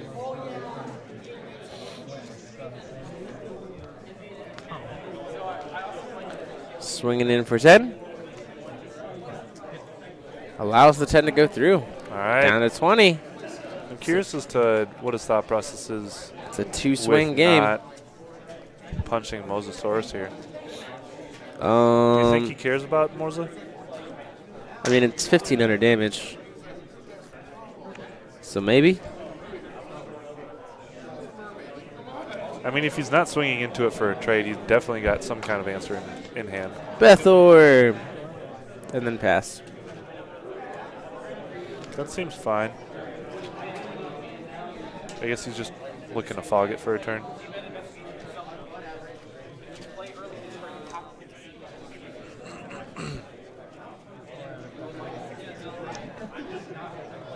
Out comes the Viola in the upkeep to give Mosasaurus +2/+2 in flying, I imagine. 17 damage. Then we recover. Oh, he's giving the +2/+2 to time spinning witch. So 10 damage. Now Frank just picked up a Ray. I don't know how relevant that is at this point, but Pay 1 to kill it. Fairy spell in response.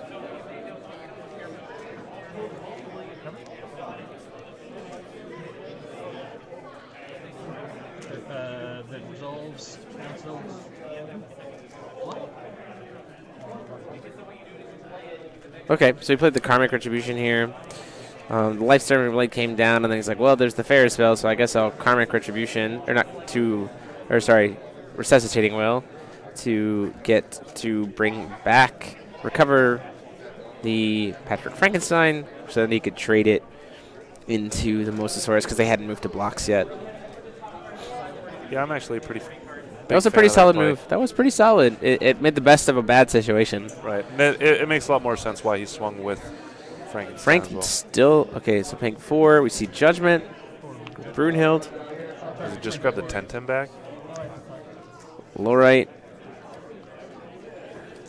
hard casting Array, and saying Yeah. pass. Let's see if Brandon has an answer to this Ray. Otherwise, I think it'll just. I think it's still fine. Swinging in for 8. Brunhild. Oh, he's calling stone. Plays a Mosasaurus.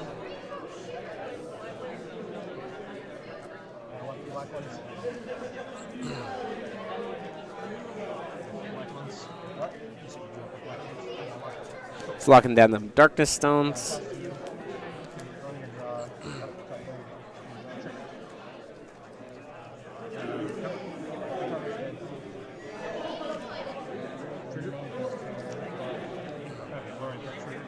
Stopping the trigger of the Ray with the Lorite. It's a smart play. Yeah, I think it's just. He only has 2. Frank only has 2 will. Swings in for 5. He says he's thinking about whether or not he wants to take that damage. I mean, you just throw Viola at it, right? Like, you just throw Viola to block. Yeah, it seems like a pretty free block. Yeah, they don't trade or anything. Call stone. Master to blow up all the resonators on the board.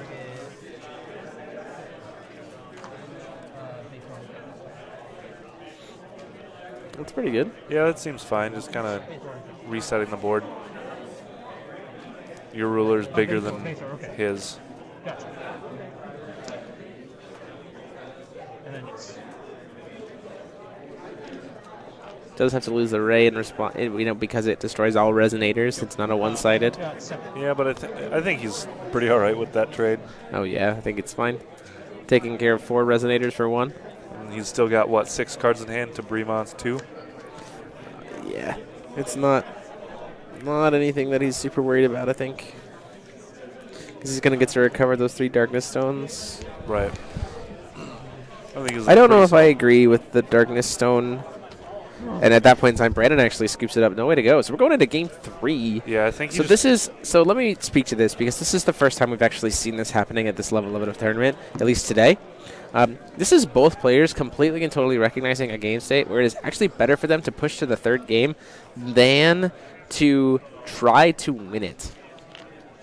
So Brandon won the first game, and he said, you know what, this game is not going well for me. I have 22 minutes left. That's a game that I can actually win. I can win it in 22 minutes from a much more favorable position. We're just going to go. We're just going to, because I'm probably going to lose this game anyway, and I want to be able to win the match. Because this is a win and in for the two, or not a win and in, but like. This is their tournament life. This is their tournament life. And if either of them, whoever loses, is not in contention for top 8 anymore.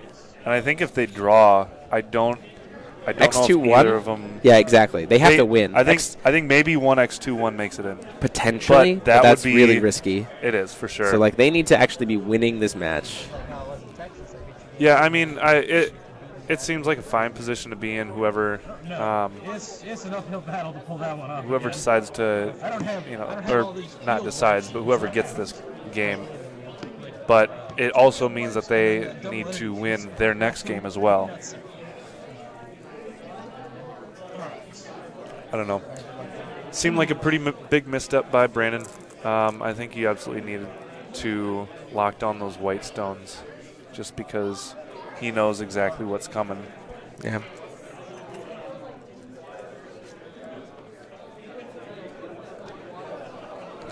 So we'll have to see how this works out for Fremont.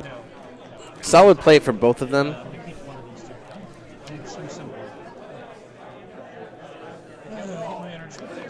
Time spinning being on the play. Does finally see the first turn idle. That is what Brandon has been wanting for all three of these games. Magic Stone of Faith, not a super great card. Stone. Weirdly enough, Fremont wants to get Darkness first. I think we have a Beyond the Threshold of Time, which would see a... Oh, just pass.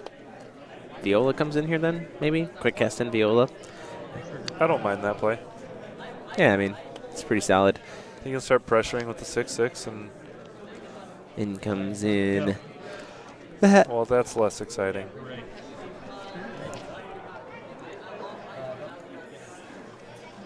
Comes in the rain. Not having the he has to answer that immediately. He's pretty happy about getting that. So you don't distortion here.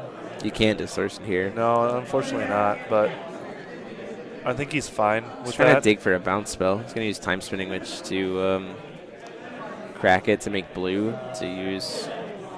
Well, he's got a Lorite, so he can at least Lorite the trigger. That's true. I didn't notice that he had the Lorite. Yeah, she's not transforming this turn. Yeah, and then they don't mind these guys know each other. They know exactly when that Lorite was coming down. There was no response to it. Like, even though it was some weirdness in terms of timing, there's a lot of mutual respect that comes down. Yeah, They've both been playing a super long day, so that's the other thing too. Evil Elemental Uprising, just getting rid of the Time Spinning Witch. Yeah, I think they both understand kind of the timing is irrelevant as far as when it happens, he's doing it. He's just trying to save time at this point. That could cost him. If you play too fast, you can make misplays. Beyond the Threshold of Time. Oh, ooh. This is a 7 Disciples. I am a big fan of this. I am pleasantly surprised by that 7 Disciples coming down right now. Although I almost wonder. And Frank is going like, yep, that resolves. 9. Well, all right. 1,800 point life swing. I almost wondered, do you think he maybe should have tried to precision into that Ray? Can't. Ray can't be attacked. Oh, that's fair. That is a good point. Man, I always forget that text on that card. I have as well.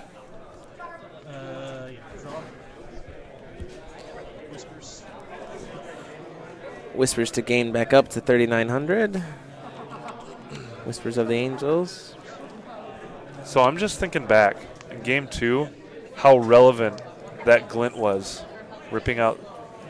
Oh yeah, absolutely. 3 cards. That was super relevant. Like those. It's the main removal spell for Time Spinning. At which point in time, all these 2-drops are just going to stick. Double Lorite. So now Frank has to try to kill 2 Lorites. Do you just like wipe the board with Brunhild's Rune? Maybe? Nope. I feel like, man, he has so many cards in hand. Second Ray. That's not. That's fine. Single. Okay. Let's talk about why 2 Rays doesn't matter. 2 Rays doesn't matter for one reason, and it's called Dragon Sword's Breath, Double Awakened. Separation of Fates before recovery to remove all of the abilities. So that it only is just a vanilla 7/7. It's not going to be, which is still fine. I mean, it's a 7/7 body. Might as well swing. Yeah, I mean, it's essentially just. Going to say poke. Yeah. It's turns into he doesn't gain 9 life. Yeah.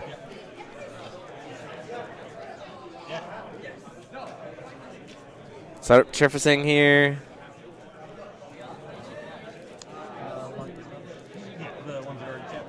brings out Mosasaurus. Which I don't have. Dinosaur Surfing to bring out Mosasaurus. Gets to awaken it there. That's pretty solid. That's actually a really big tempo hit. Those zeros are going to flip, though. And he's got Energize still, so he...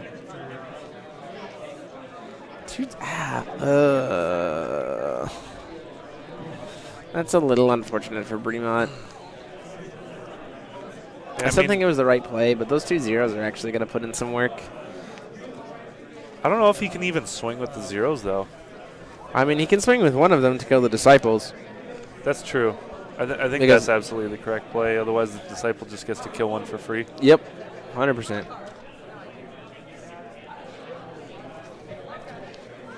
It absolutely gets... Skeleton. It's likely that it gets killed on the crackback, but we'll see how this works out. It's going to play something. Blessing of the Sun to give everything +2. So he's randomly swinging takes aggressively. 1,000.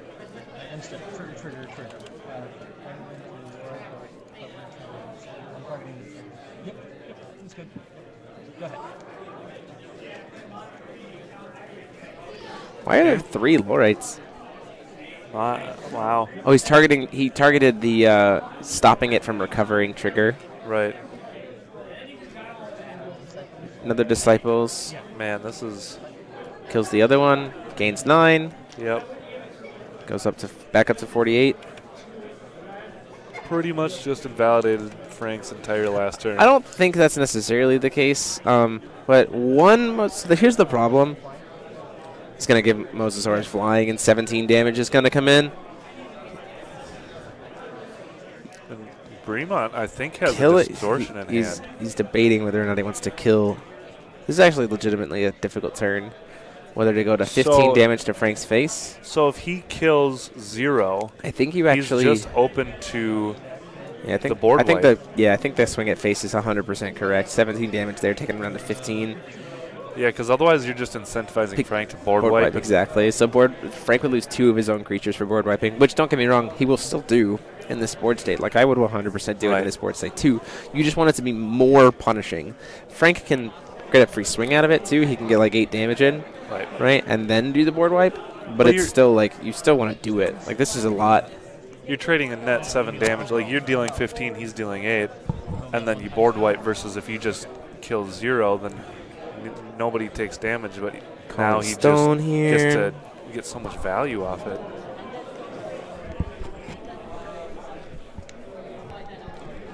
Looks like he's contemplating maybe not board wiping. Look of corruption. Okay. So let's see here. He's got a distortion of time, a surfacing, and a fairer spell. Yeah.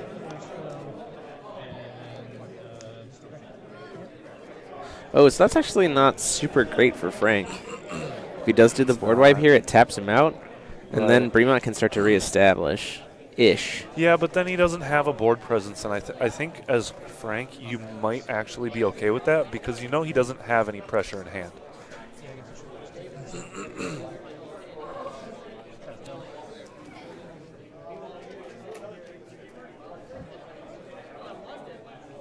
Oh, he swung the skeleton into something. And then it just got blocked by the Viola, and then died. So he's definitely planning on... Yep.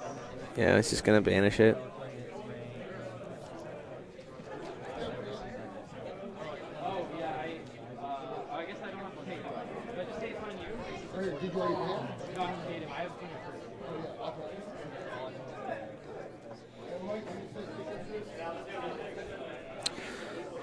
So distortion of time. So here's the reason why I like distortion of time play here, is because it hasn't happened yet. 1 and 2. It gives Bremont just a couple of turns to reestablish after this. Weirdly enough. Oh, why would you discard distortion of time? Maybe to hit 2, I guess.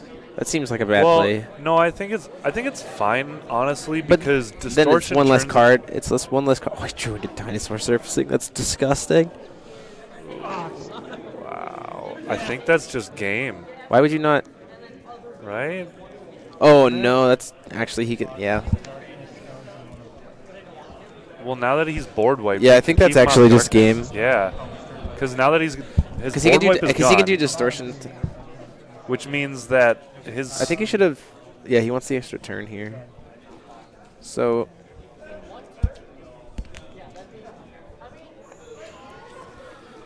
I don't know. I don't know if that was the play. Honestly, I think Brandon Stones have kind of hurt him a lot here. I definitely agree with that. Actually, you could have actually done Mosasaurus and Distortion of Time and just won the game. Yeah. No. No, I don't think he has another blue. I think he has 3 blue sources there. Does he? Yeah. He just tapped wrong? Yeah, I think he just tapped wrong. Yep. There was actually, like, just done. You just do with both modes. Oh, no, you need double blue to... I apologize. You need double blue to be able to do Distortion of Time. Yeah. Well, no, because it was discarded. No, it's 1 blue and 1... It's one time. It's blue time. Oh, that's right. Blue time colorless. Oh, yeah, you're right. That was just a missed time. So 15 coming in. Block. You're looking like 3 stones. Okay. Yeah. Yep. Okay, 7. Distortion of Time here, right? Takes him down to 8. Yeah.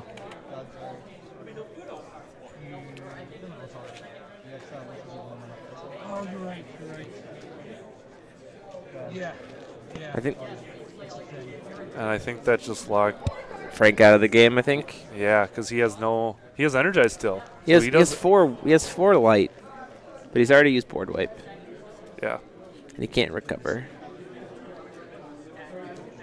So what does 4 mana get him with? Looks like a handful of darkness cards. Nothing, unfortunately. Probably not. You can use Einherjar's summon. So he still has Einherjar's summon, so you can get a card from grave. Right.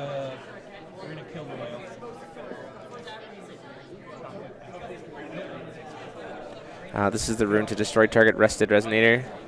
So now, what happens if? Oh, just gives it flying and +2/+2. That's game. Yeah. So the top deck Viola to give it flying and all right. So Brandon Bremont actually taking that one in a close, like, I mean, sure, Frank was in a position to be able. Let me see this. Frank was in a position to be able to start coming back. Having not done any damage to Bremont, it was definitely just like Bremont was at the advantage for most of that last game. I think having the distortion. This is one of the reasons why I actually think that, like, discarding the distortion was, I think, incorrect. And here is why. I will say this. So it actually gave Bremont, who was locked on color, who was like pretty flooded green, it actually gave him easier access to Distortion of Time. So as opposed to forcing him to pay 1 blue to cast it, sure, it gets to draw a card, but he pay 1 blue to cast it, and then pay 1 more blue. So, like, I think it actually, in the long run, helped. I think, let me say this, maybe not in the moment it was the obvious play, but actually doing that, I think, gave Bremont what he needed. Even though he didn't do it. He could have. He absolutely could have. He had the will to be able to. He had game, and he just missed it. But yeah. It didn't end up mattering. He got the Viola, and it was fine. Yeah. You know, it ended up being the same either way. Yeah, it ended up working out either way. So, unfortunately, that means that Frank Clossiter has been eliminated. But Brandon Bremont coming up like he's the dream killer. Well, we got to get him up here and tell him how he missed, unless we counted his stones wrong, how he missed lethal in that game. Yeah. You could have. You played Mosa and tapped all your blue stones. You could have also distortioned the timed and gotten a free 15 in. Because if you don't tap one of your blue. So I wanted to stagger it. So I don't want to both do Mosasaurus and Distortion on the same turn. Because if I do that, then that's 1 less untap that he gets. If I hit all of his dark stones, I know he doesn't have a hand because he represented that he doesn't have any. So actually you do, because Mosasaurus says they don't recover during your next recovery phase, and Time Spinning Witch says you skip your next recovery phase. Yeah. Yeah. So you actually do. They actually do stack. See, I don't know how to play this game. That's fair. But hey, you won, so congratulations. You got one away. In, so it's you have 1 more to go, so 1 more until you're top hitting. Now I'm going to do it in You're welcome. So that was awesome. We have 7.5, so just under 7 minutes. So this point in time, let's see what I know is at top tables. 2 Time Spinning Witches are at top tables. A Gil is at top tables. An undefeated Keurig. Yep. No, it's lost 1 now. So An X1 IU. Dell is still in top contention with IU. Brunhild, I think, at this point, with Frank being the last Brunhild player in top tables. So I think at that point, Brunhild has been knocked out potentially of top 8. But still, very much like it's blue and green. So it's a blue and green and red. America. So did the undefeated character, did it lose? It lost last round. No, lost last round. It drew last round. Oh, so it's, yeah. So it's undefeated. So I don't know. It's undefeated as far as. So it's pretty safe. Before this round. So it's pretty safe. Right. We'll have to see what happens. I'm curious to know. It looks like IU. Looks like IU has finished his match, so we'll have to see how Dell did. I'll try to get a signal from him. If IU got the match or not. Can't tell. Somebody. Okay, well, Dell's being. He's oblivious. That makes me think that he either won or that he's mad. I don't know. I can't tell. He's XO1, so this is probably his first loss. No, he's X11. Oh. Yeah. So he needed to win the next 2 rounds.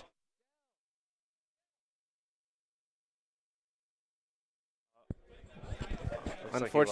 Unfortunately, it looks like IU lost, so that means he's at X21. X21? I don't think so. If he wins the last, X21 might sneak in at 8th seed, right? An X21 could make 8th seed, yes? Oh, okay. Well, yeah, there's very much live. Charlie DeMule crawling. Well, not guaranteed, but it's guaranteed that no extra green can make it. Sure. Stopped at 7 rounds. Out of top 8, guaranteed. Damn. Are you out? I'm not out. Charlie DeMule over here on the grounds, playing the spiciest of cards. Ultra Awakening. Dude, just cast Ultra Awakening on yourself. It's fine. gain 20 plus 20 and swing. So, yeah, this is going to be interesting to see how it comes back. We're going to take a short break. It looks like we're going to have a much faster, time on round break. So we're going to take a brief intermission and then come back. Oh, it's 8:49. Come back for the last 9th round. Yeah, we only got one more. One more to go, and then top 8 tomorrow. Yep. Then I fly home, and it's a good time. It's been a good event so It has far, been a so solid event. People are having a good time. This has been good. So we will see you guys back here in 15 minutes. Bye. Bye.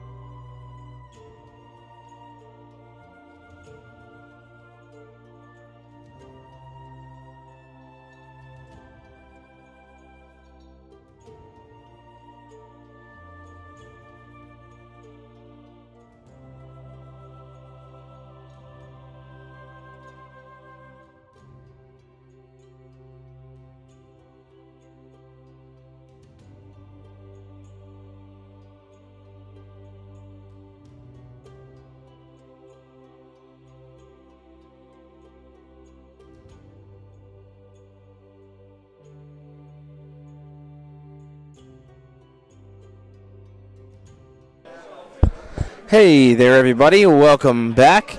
We are still waiting on the next to the last rounds to be finished. They are in time, and there are 3 current matches, I believe, that are still playing. One thing I would like to point out, though, that while Dell, unfortunately, is lost, there is in the top tables an IU mirror and an IU sitting at table 1. I don't know if the IU player 1 sitting at table 1, but there are 3, potentially, so 2. So there are 2 IUs who are still very much in contention to top 8 this game. So it's going to be very interesting.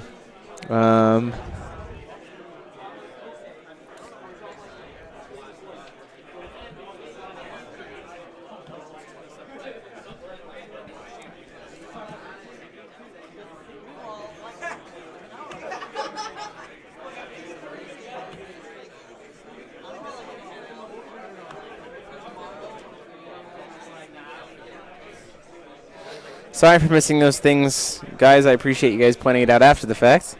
Trying our best. Thank you guys for catching it.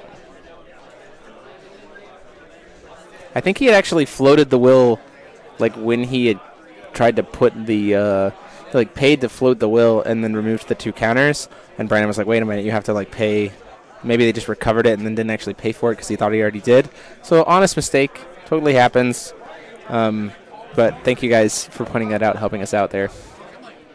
Coffee equals Ultra Awakening. Yeah. Looks like, from what I've seen, Kirik, Gil, Time Spinning Witch, and IU, I think, are all in contention for top 8. I do not think any Brunhilds at this point are in contention.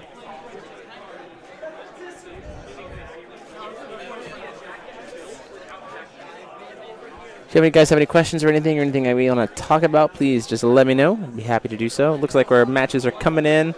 Still have an IU mirror, I believe, going on. I think we just have 1 game left over, maybe 2.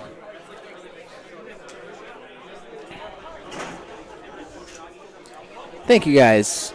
I appreciate you guys joining us. It's been a lot of fun.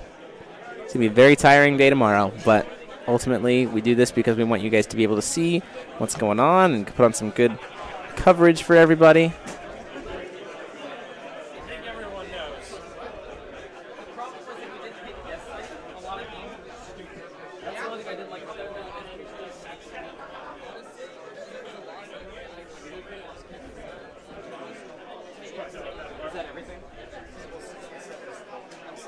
So we're still waiting on 2 tables, I think. 1 table.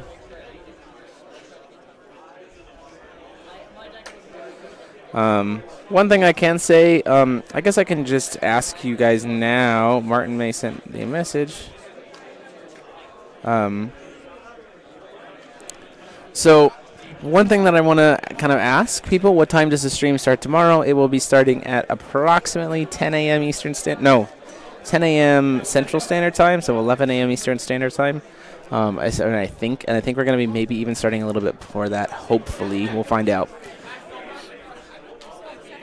So one thing that I do want to ask is, I've been doing it while we're in this kind of break time for you guys watching, and I don't know how many viewers we have because of the restream program. It doesn't show me exactly how many viewers we have.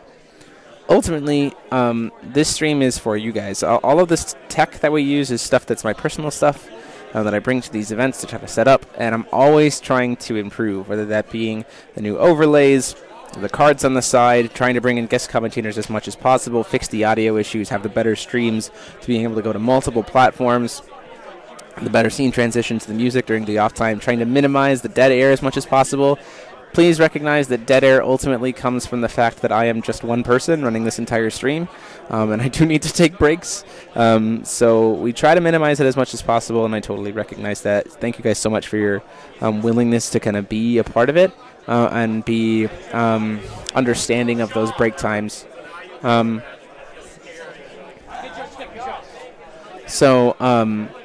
just huge thanks to that. But ultimately, the newest part is the headsets, the new audio stuff to make the audio better, the audio levels better, not as much echo, those kinds of things that we've had in the past. Ultimately, I'd like your feedback. So if we're in the chat while we're waiting here, if you guys want to give me any kind of feedback or any questions you guys have about the streaming stuff or things that you think went really well, things that you think could have been better, please just let me know so that we can try to make that work.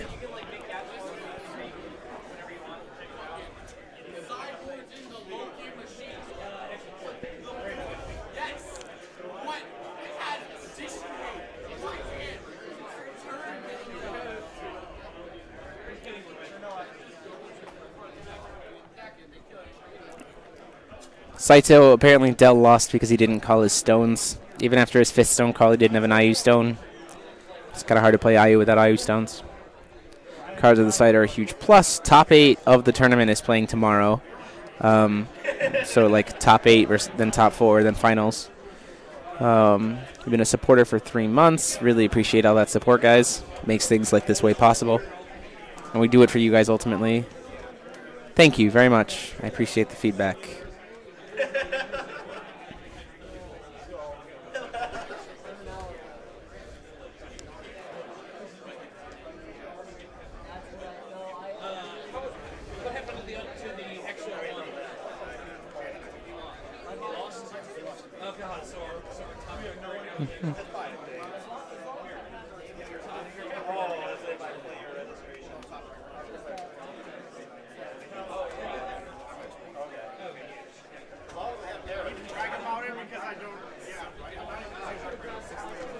Audio was clear. The video is about as good as it can get without having a camera directly on the player's hands.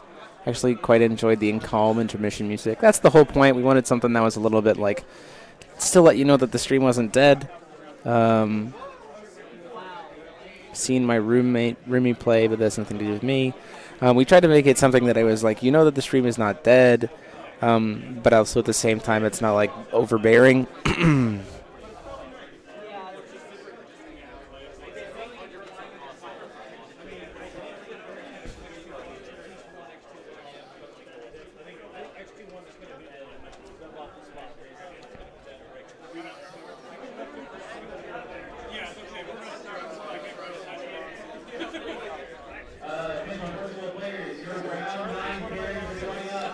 Round 9 pairings are going up right now, so we are finally going to be going on to round 9. Yeah, we go to sudden death this round, so we'll have to see what I get paired up.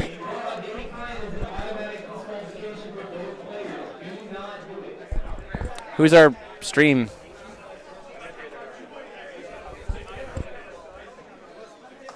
Figuring out who our stream table is, guys, for you. Getting that settled in.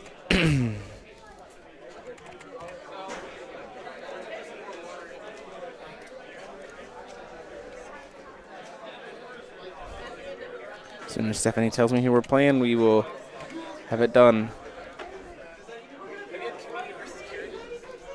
Yes. We've had it. We've had that before. Trying to figure out what we're going to put on stream. We're just taking any side events. Woo! My only complaint is the centering of the bottom bar with names and stats, but that's small. Any side events firing off. Dell is X21. Possible to see the previous round's pairings with wins and losses during breaks, if not doable too much. It's such a more with New Frontiers being on the same bar. Saito, Dell is X21.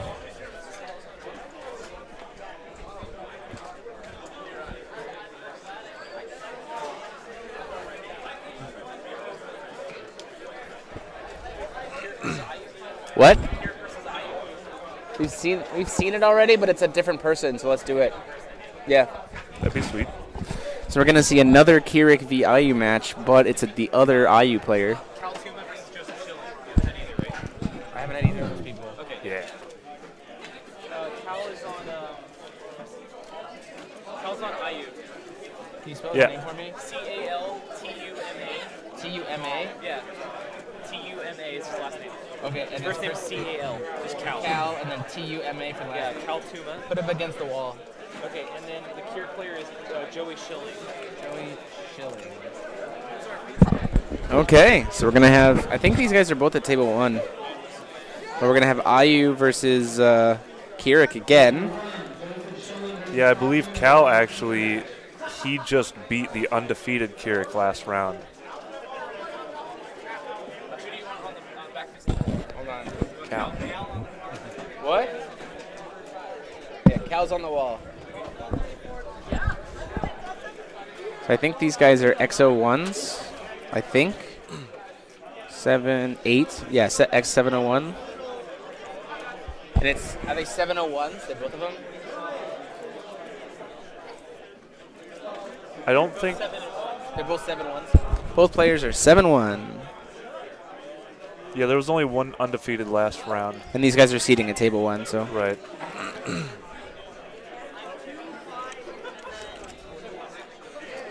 okay, so I'll get this over here, get this all set up here. So these guys are both guaranteed top 8, aren't they? I think pretty close to guaranteed top 8. All right, and you guys also, unless you have one of these, okay, you have to use one of these. Pick one that's either your ruler or your ruler.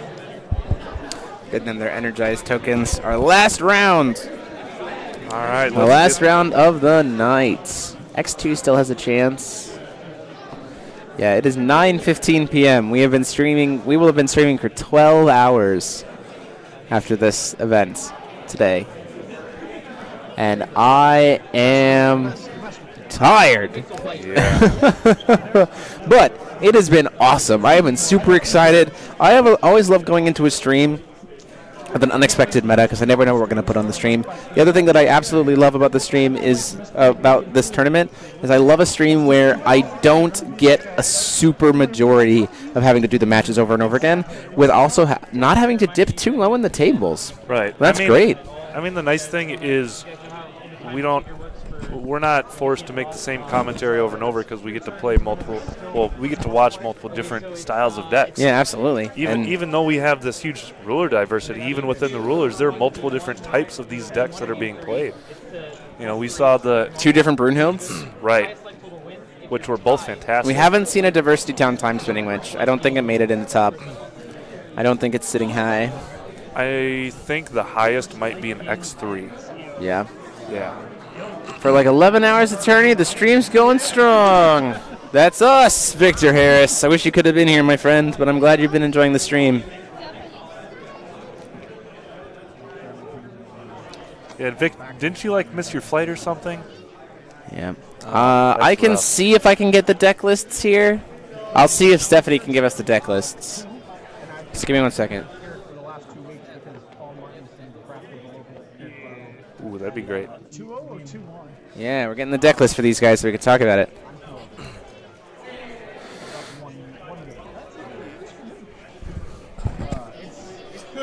It's a scary matchup for you, though? So, like, I have to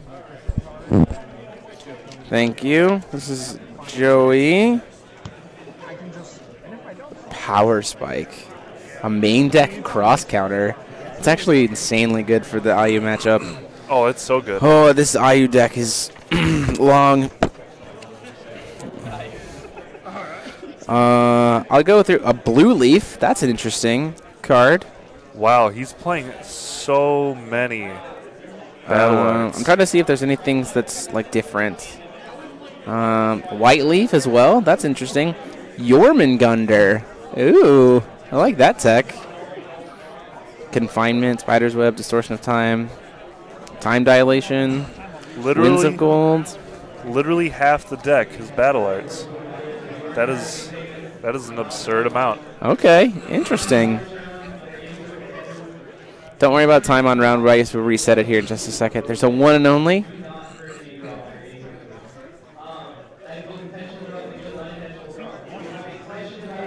Air spell.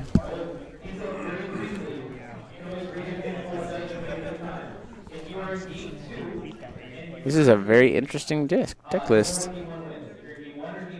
Magic Stone of... Yeah, this is a pretty similar stone base anyway. Right.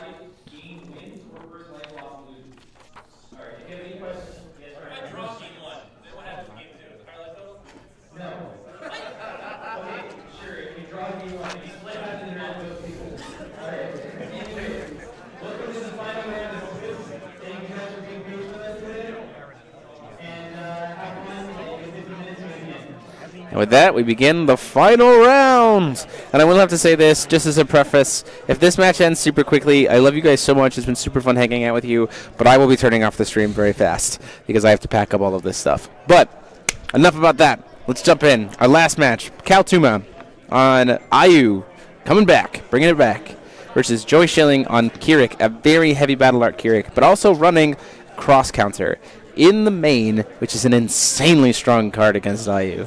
Because it just goes, oh, you're gonna, okay, nope, I'm not gonna take that damage.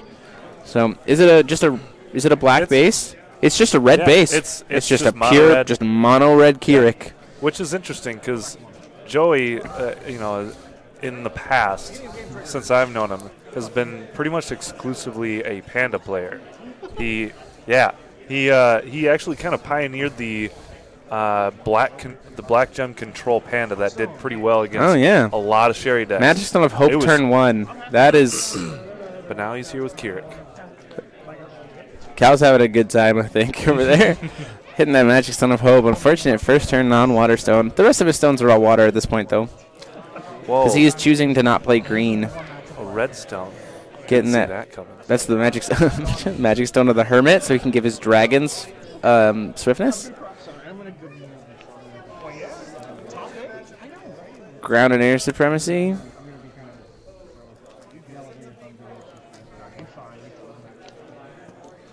Bringing in that Piale Ellie on turn 1. Man, this is just such a powerhouse of a card. And it kind of, Kirik was really, really good beforehand when you just got to draw a bunch of cards. So he should be at 5 counters. Magic Stone of the Hermit. Yeah, that could have fixed it. Okay, yeah. Magic Stone of the Hermit does not give you extra strength counters. You should be at 5.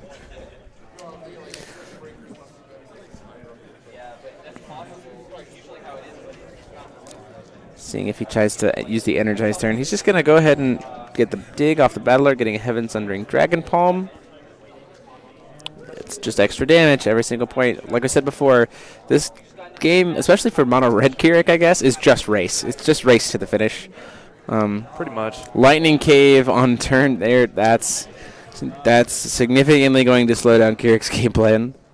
Yeah, I don't know how well it's going to handle this. Essentially, it's a pretty uphill battle at this point now. I mean, it's still going to get 9 damage here, right? Which is that's life. I mean, you know what I mean? Sure, but now Cal, I think, just gets to flip next turn, depending on what his hand looks like. It's going to get the 9 damage in there. Go down to 31.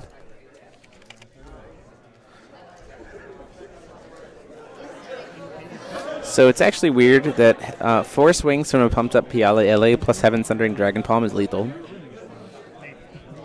Yeah. I mean, it's relevant. So it's a 4-turn clock. Like, Joey's on a 4. If you can't answer this Piale, it's a 4-turn clock. Here's the second one. One's good, two's better. Let's go. I wonder what. Yeah. Okay, that makes sense.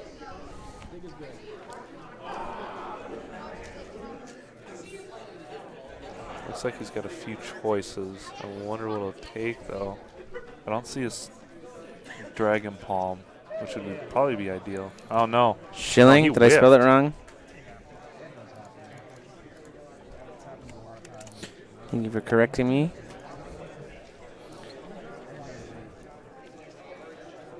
And a pig. This is a lot of early game aggression. Weirdly enough, missing that turn 1 Waterstone actually kind of puts him a little on the back foot. However,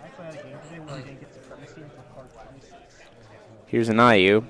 Yep. And based on what's in his hands, next turn could just be lethal because he has white. So, like... I mean, if he has enough souls... And he can't gain flying. He needs 2 souls. He gets 1 here. Like... This is a 2-turn clock. It's just back and forth on the clocks, right? So yeah, but he's already got a white source. Right, exactly. So he has resuscitating will. Yeah, he just gets the Goddard to untap. Oh yeah, absolutely. So he searches for a soul. So if he has 1 other soul in hand, this is just 40 damage. Now, does he play? Yeah, he does play the 1 cross counter in main. That's what I'm saying. It's like the cross counter is actually kind of relevant because you're just like, oh, you're going to do a bunch of damage, negate the bunch of damage. Now, at this point, do you think Cal is thinking about that? Because I feel like he might have. Well, so here's what you can do. Clued in. You can burn the counters for PLALA just to pump, right? To like get the damage in. Right. You can pump them up and then just like sack the pig, like a call stone, sack pig, or you can do a lot of stuff with it. But you can call stone and then sack pig and cross counter and get back up to 10. Sure. He's digging with it a little bit though. That's a little different. Well, so I don't know. He's swinging with 4 with pigs down to 27. Board. If Cal doesn't go for it and can't get lethal, I don't know. The crackback is significant. I don't know if he needs 3 stones. Is my point. So absolutely. Get stone or get counters. Oh, he does need to inverse the Hope Stone. That's a mandatory trigger. Thanks, guys.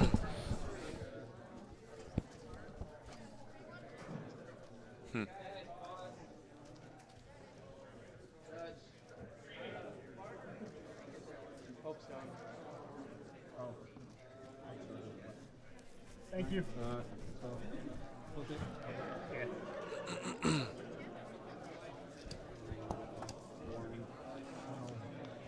And we're back, a dinosaur story. Thank you. So it looks like he was recent enough that they just have him. So it's still an advantageous trigger. So he actually does get to choose, and Joey's choosing to let him do it. I honestly don't think it really matters. I don't think there's a black card that he wants particularly more than a white card here. Like the card is clearly resuscitating will, so he has it anyway. Right. It's just a matter of this is a mandatory trigger, so it has to go through. That's 2 Hope Stones missed. 3 Hope Stones, 4 Hope Stones missed this entire stream. I think we're up to a playset. We've missed a playset of Hope Stones. I think based on all the triggers that are probably have been missed and called in this tournament, including myself, are between Hope Stones being flipped and Gill trigger end of turn trigger. Yep. There's been a lot of those missed. I think those are going to be the biggest ones for sure.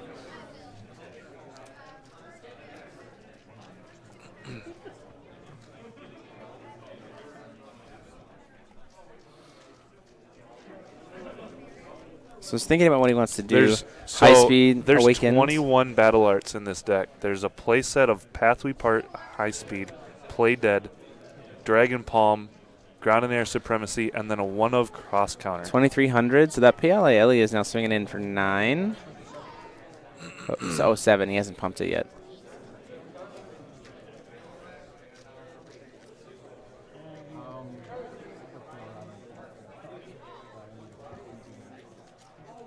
Cal deciding whether or not he wants to block. I think he just take the damage, right? Probably. I feel like that's probably the correct play because he's tapped out. And if his opponent does anything, he either sets himself back a turn or he's forced to burn a soul. Yeah, I think you just take it, right? You'd be down to 11 with only 1 will available. And you're probably fine with that. Joey's only got one. Oh, that's stone. not true. I lied. He can't take this damage because the other Payala is still there. So like he has to block one of these. From 11 down to 12. Yeah. Because the fact that there's a high speed, because the fact that there's a high speed in the grave, he can't take this damage. Well, maybe he just sacks pig for cross counter.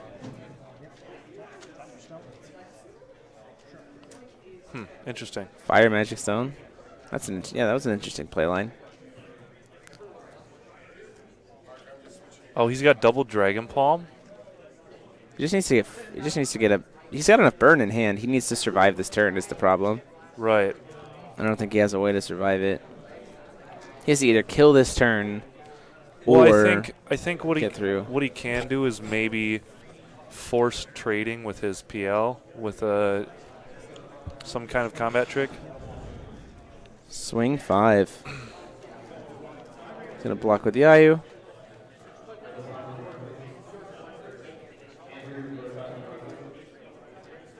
I think that's still exactly what he needs, right? The problem is he has. Oh, this is not optimal. It's not. You also can Goddard, which is a thing. Honestly, I don't know why you don't. If he clearly doesn't have Resuscitating Will and 2 souls. Because if he did, then you just Goddard here for Arrival of the Hero and get a free kill card. So he just let it die. Got it. So he pumped it once. And then Pathway Parts for 1 will. And then pump her up. Pathway Part. Why is he dropping 2 souls? So it took 7, putting it to 3. And then that deals 6. So you pump it 5, so it goes up to 8. Yeah. Why the second soul pitch? That seems suboptimal. Yeah. Oh, he's got 2 more. So it didn't end up mattering.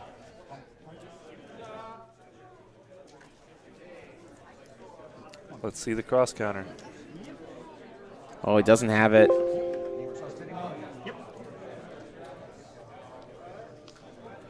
Naming Resuscitating Will here for the Goddard. So he takes the 20. It's got to be the cross counter in hand, though, right? So what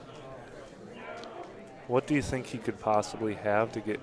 It has to be cross counter. It has to be the cross counter. If it's cross counter, Joey wins. If it's not, then Cal wins. There's the Resuscitating.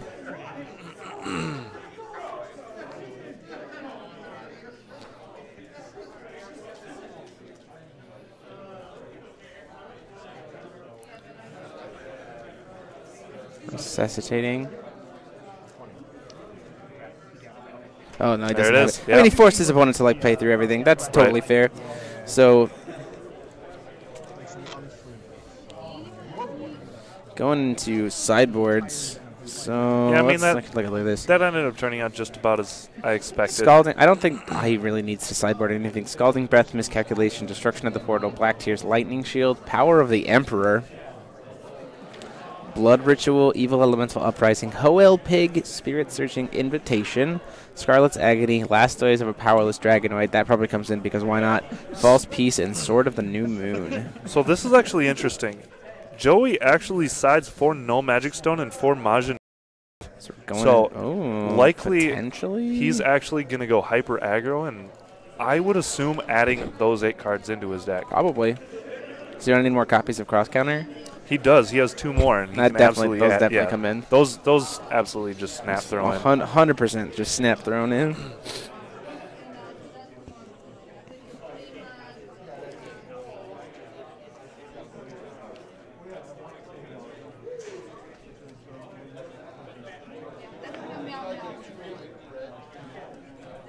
To be honest, I know Cal well enough, and I'm 99% sure that he just doesn't care that they're all full art.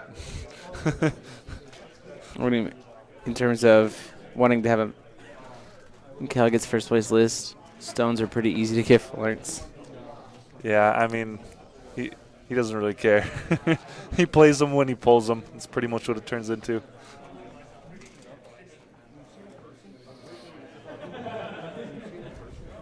I guess we'll stay on stream long enough to be able to tell you guys what the top 8 lists are. But we'll just go on break until so I can get a little bit more food in my body based on how fast this goes. And we'll come back for the player announcement and then close it there.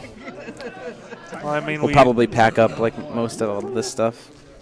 We got 2 pretty aggressive decks that win fairly quickly, so I can't imagine this lasts too much longer. Yeah. So how favored do you think one or the other is in this matchup post-board? The cross counters are legitimately strong. Do you think Joey just needs to aggressively search for those cross counters? Yes. I feel like if he doesn't have one of those, there's just no way that he wins the game. Oh, yeah, because in the main deck doesn't have a way to deal with 40 damage from Ayu. And Ayu is just, you saw it, 2 stones. If it's a white stone and a blue stone, that's all I need. His hand was pretty stacked, too, though, to be fair. He had 4 souls. You're number 1. Thanks, Insanium girl. Ugh. Morning, guys. Morning.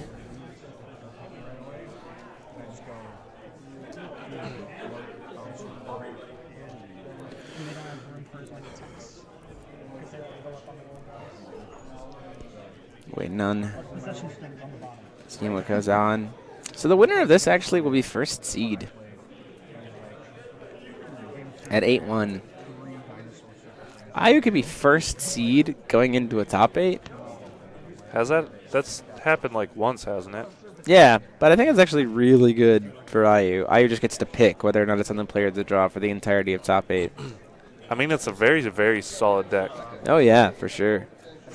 Lots of, like, intricacies to it. Lots of intricate deck choices. Looks like Keurig chose to be on the draw. That's interesting for Joey.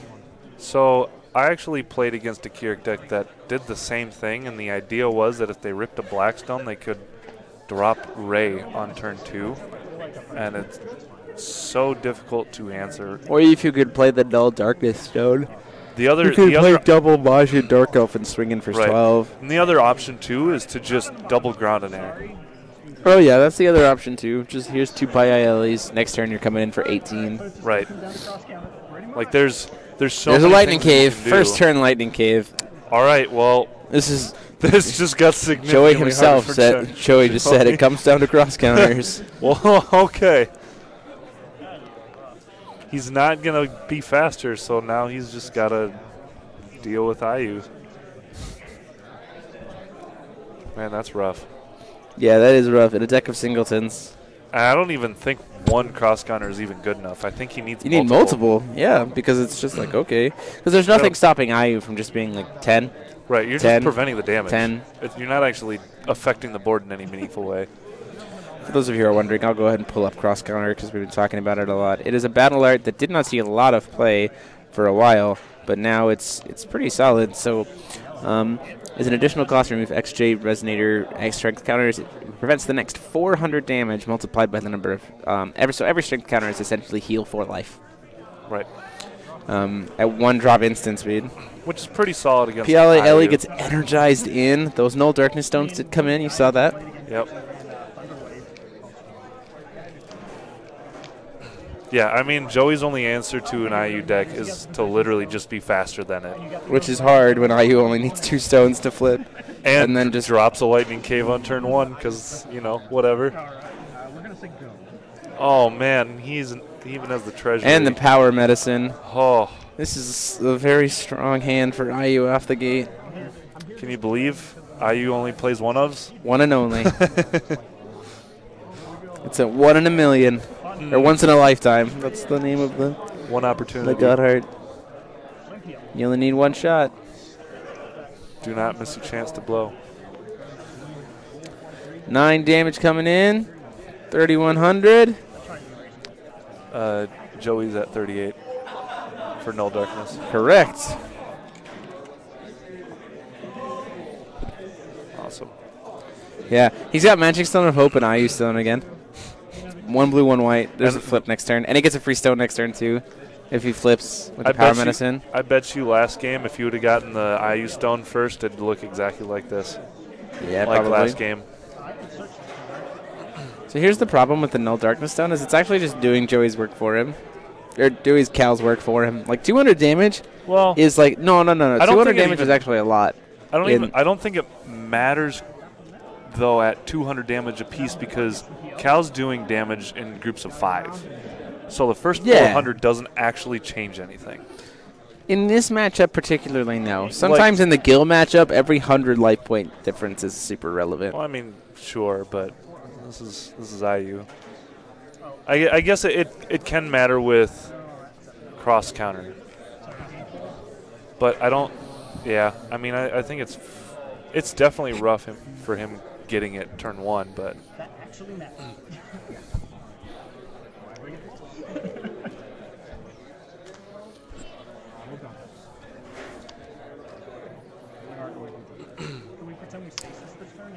All right, let's see if he actually. Judgment. Let's see if he. Yep. All right, he got it. Got the magic code. Stone of Hope. No missed trigger warning. Well, I mean, if he gets the third, if he gets the third one, it upgrades to a game loss. I mean, technically, he has to do it in the other order, but.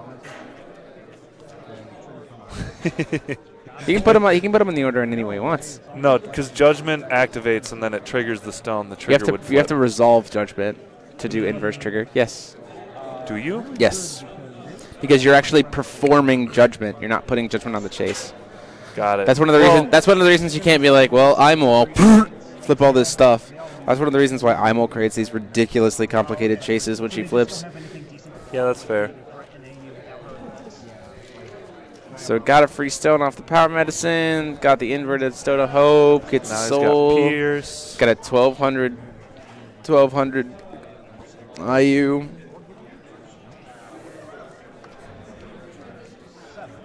And he still has 7 cards in hand. Yep. Sounds like IU. You've got extra turns online now.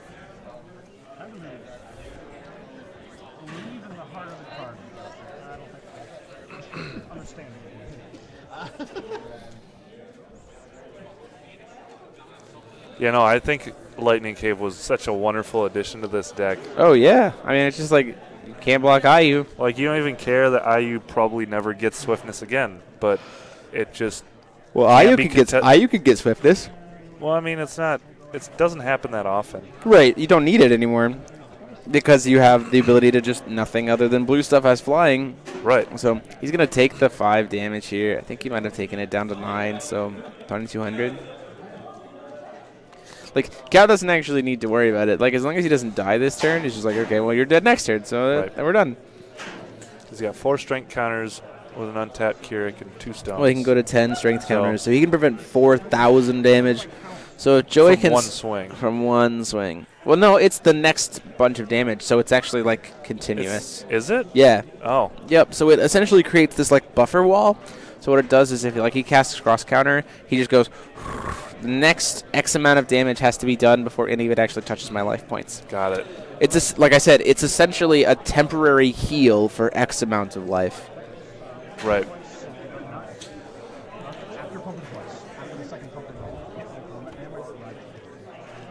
Oh, that was so good.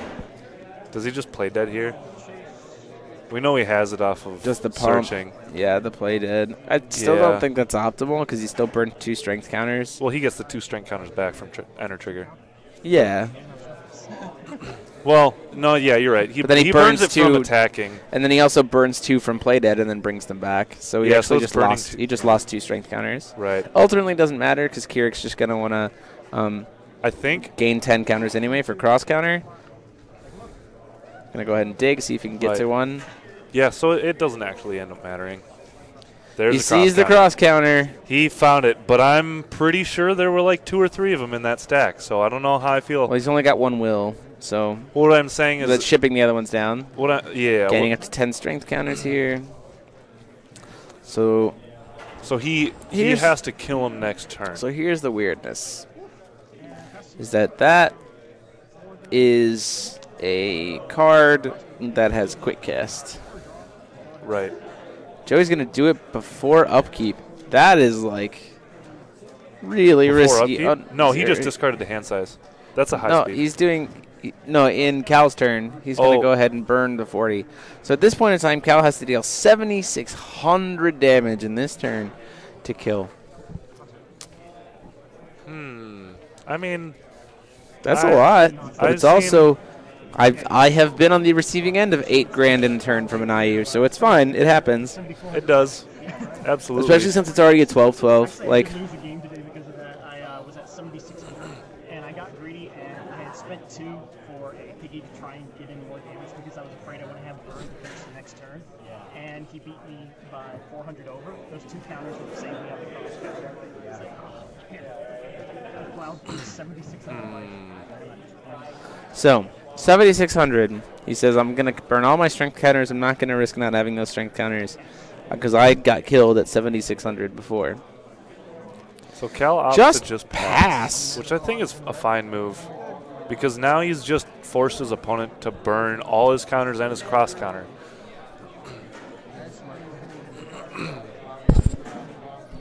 He's got 3 will up.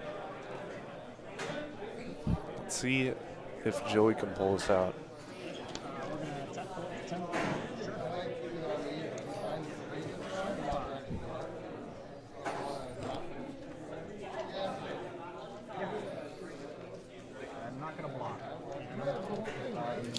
Choosing not to block. He's just going to accept the 5 damage. Oh, Shayla's return. That seems pretty good. Why not wait? Yeah. Okay. I mean, I think that's a fine tempo. Oh, no, I think that was perfect. I mean, yeah.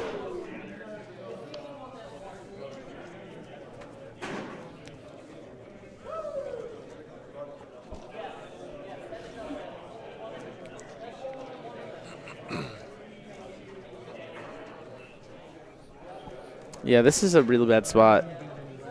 Being at only 2 will and having called Stone to get back, or having tapped Keurig to get back to counters. Ground and air supremacy. He'll end up.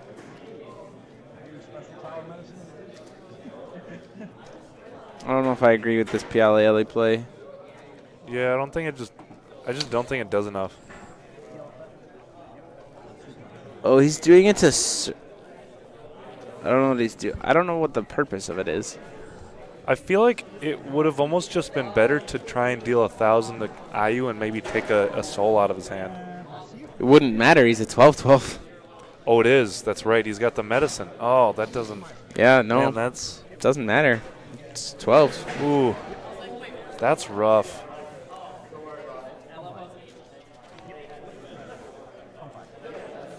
Pump IU.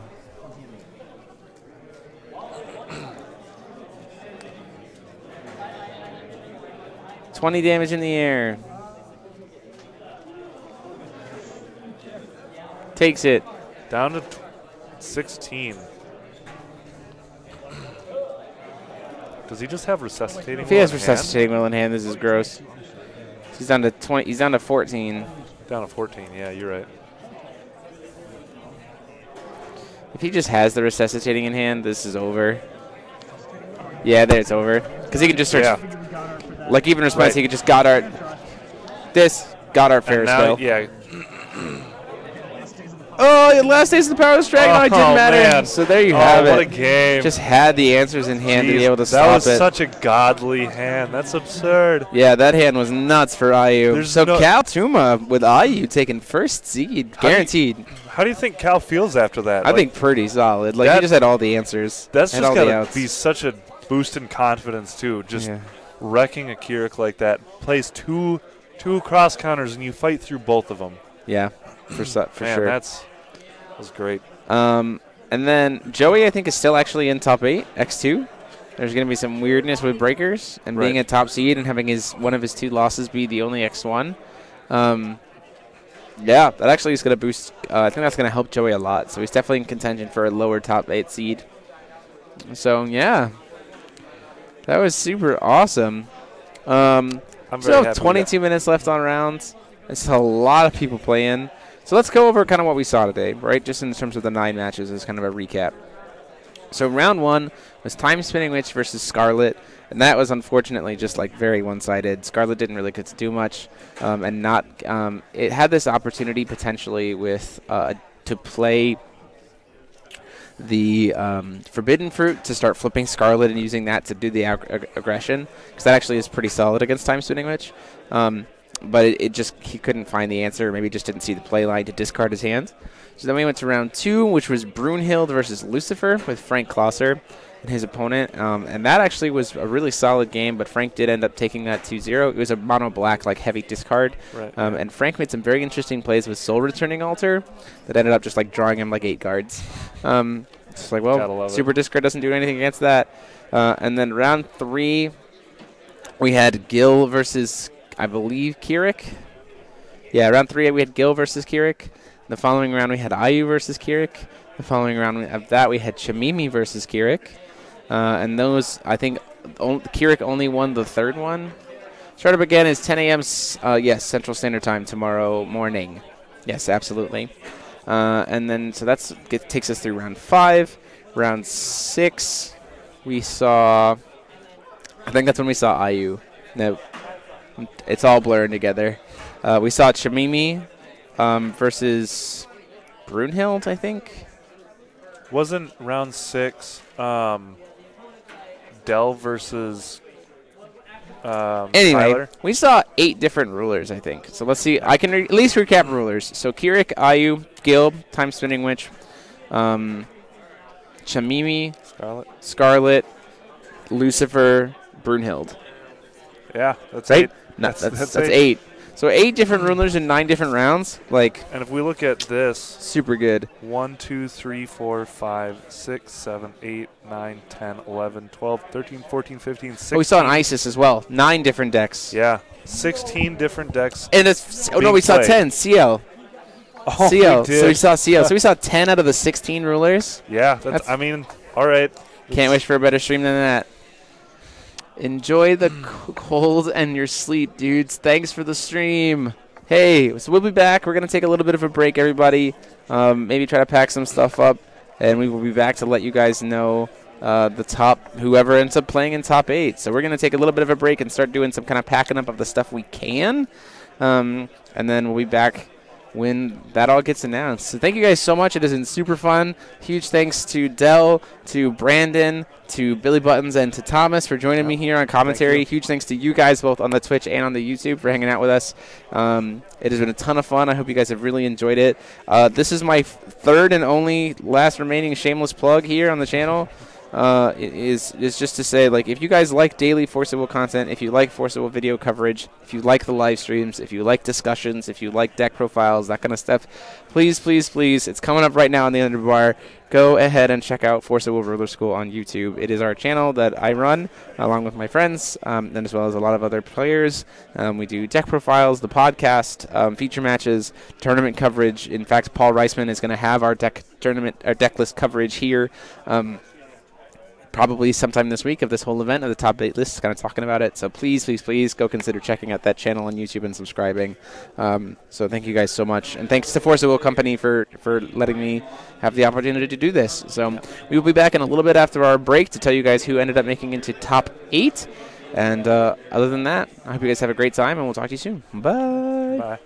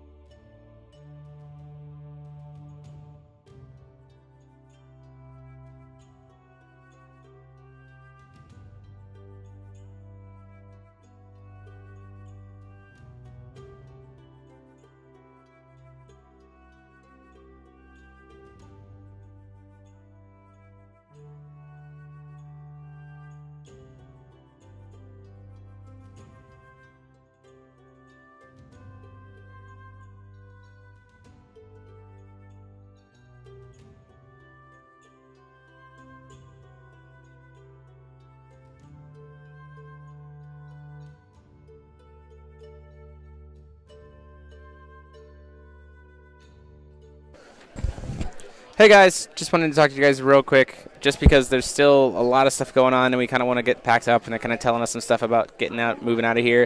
We are actually just going to go ahead and cut the stream for tonight. Stephanie Shaw is going to be posting the top 8 deck lists on the Force of Will US page there. We will be blasting it out on our channel as well, so we're not going to be sharing it on stream just because there's a lot of time still going on in the match, and we kind of need to get closed up. We're being kind of talked to by the venue about stuff. So thank you guys so much for watching. It has been an honor and a pleasure to bring you this stream. Please, please, please go check out the Force of Will TCG US page to make sure that you see where the top 8 deck lists are posted. We'll also post it on the official Force of Will Facebook page too, so you can check that there as well once we get them. So thank you guys so much. We'll be back tomorrow at 10 a.m. Central Standard Time with the top 8. And as always, this has been DMO73 Jeremy Franklin. And until next time, this is me and all my friends, and here at the Games and Geek Day 1 signing off. Have a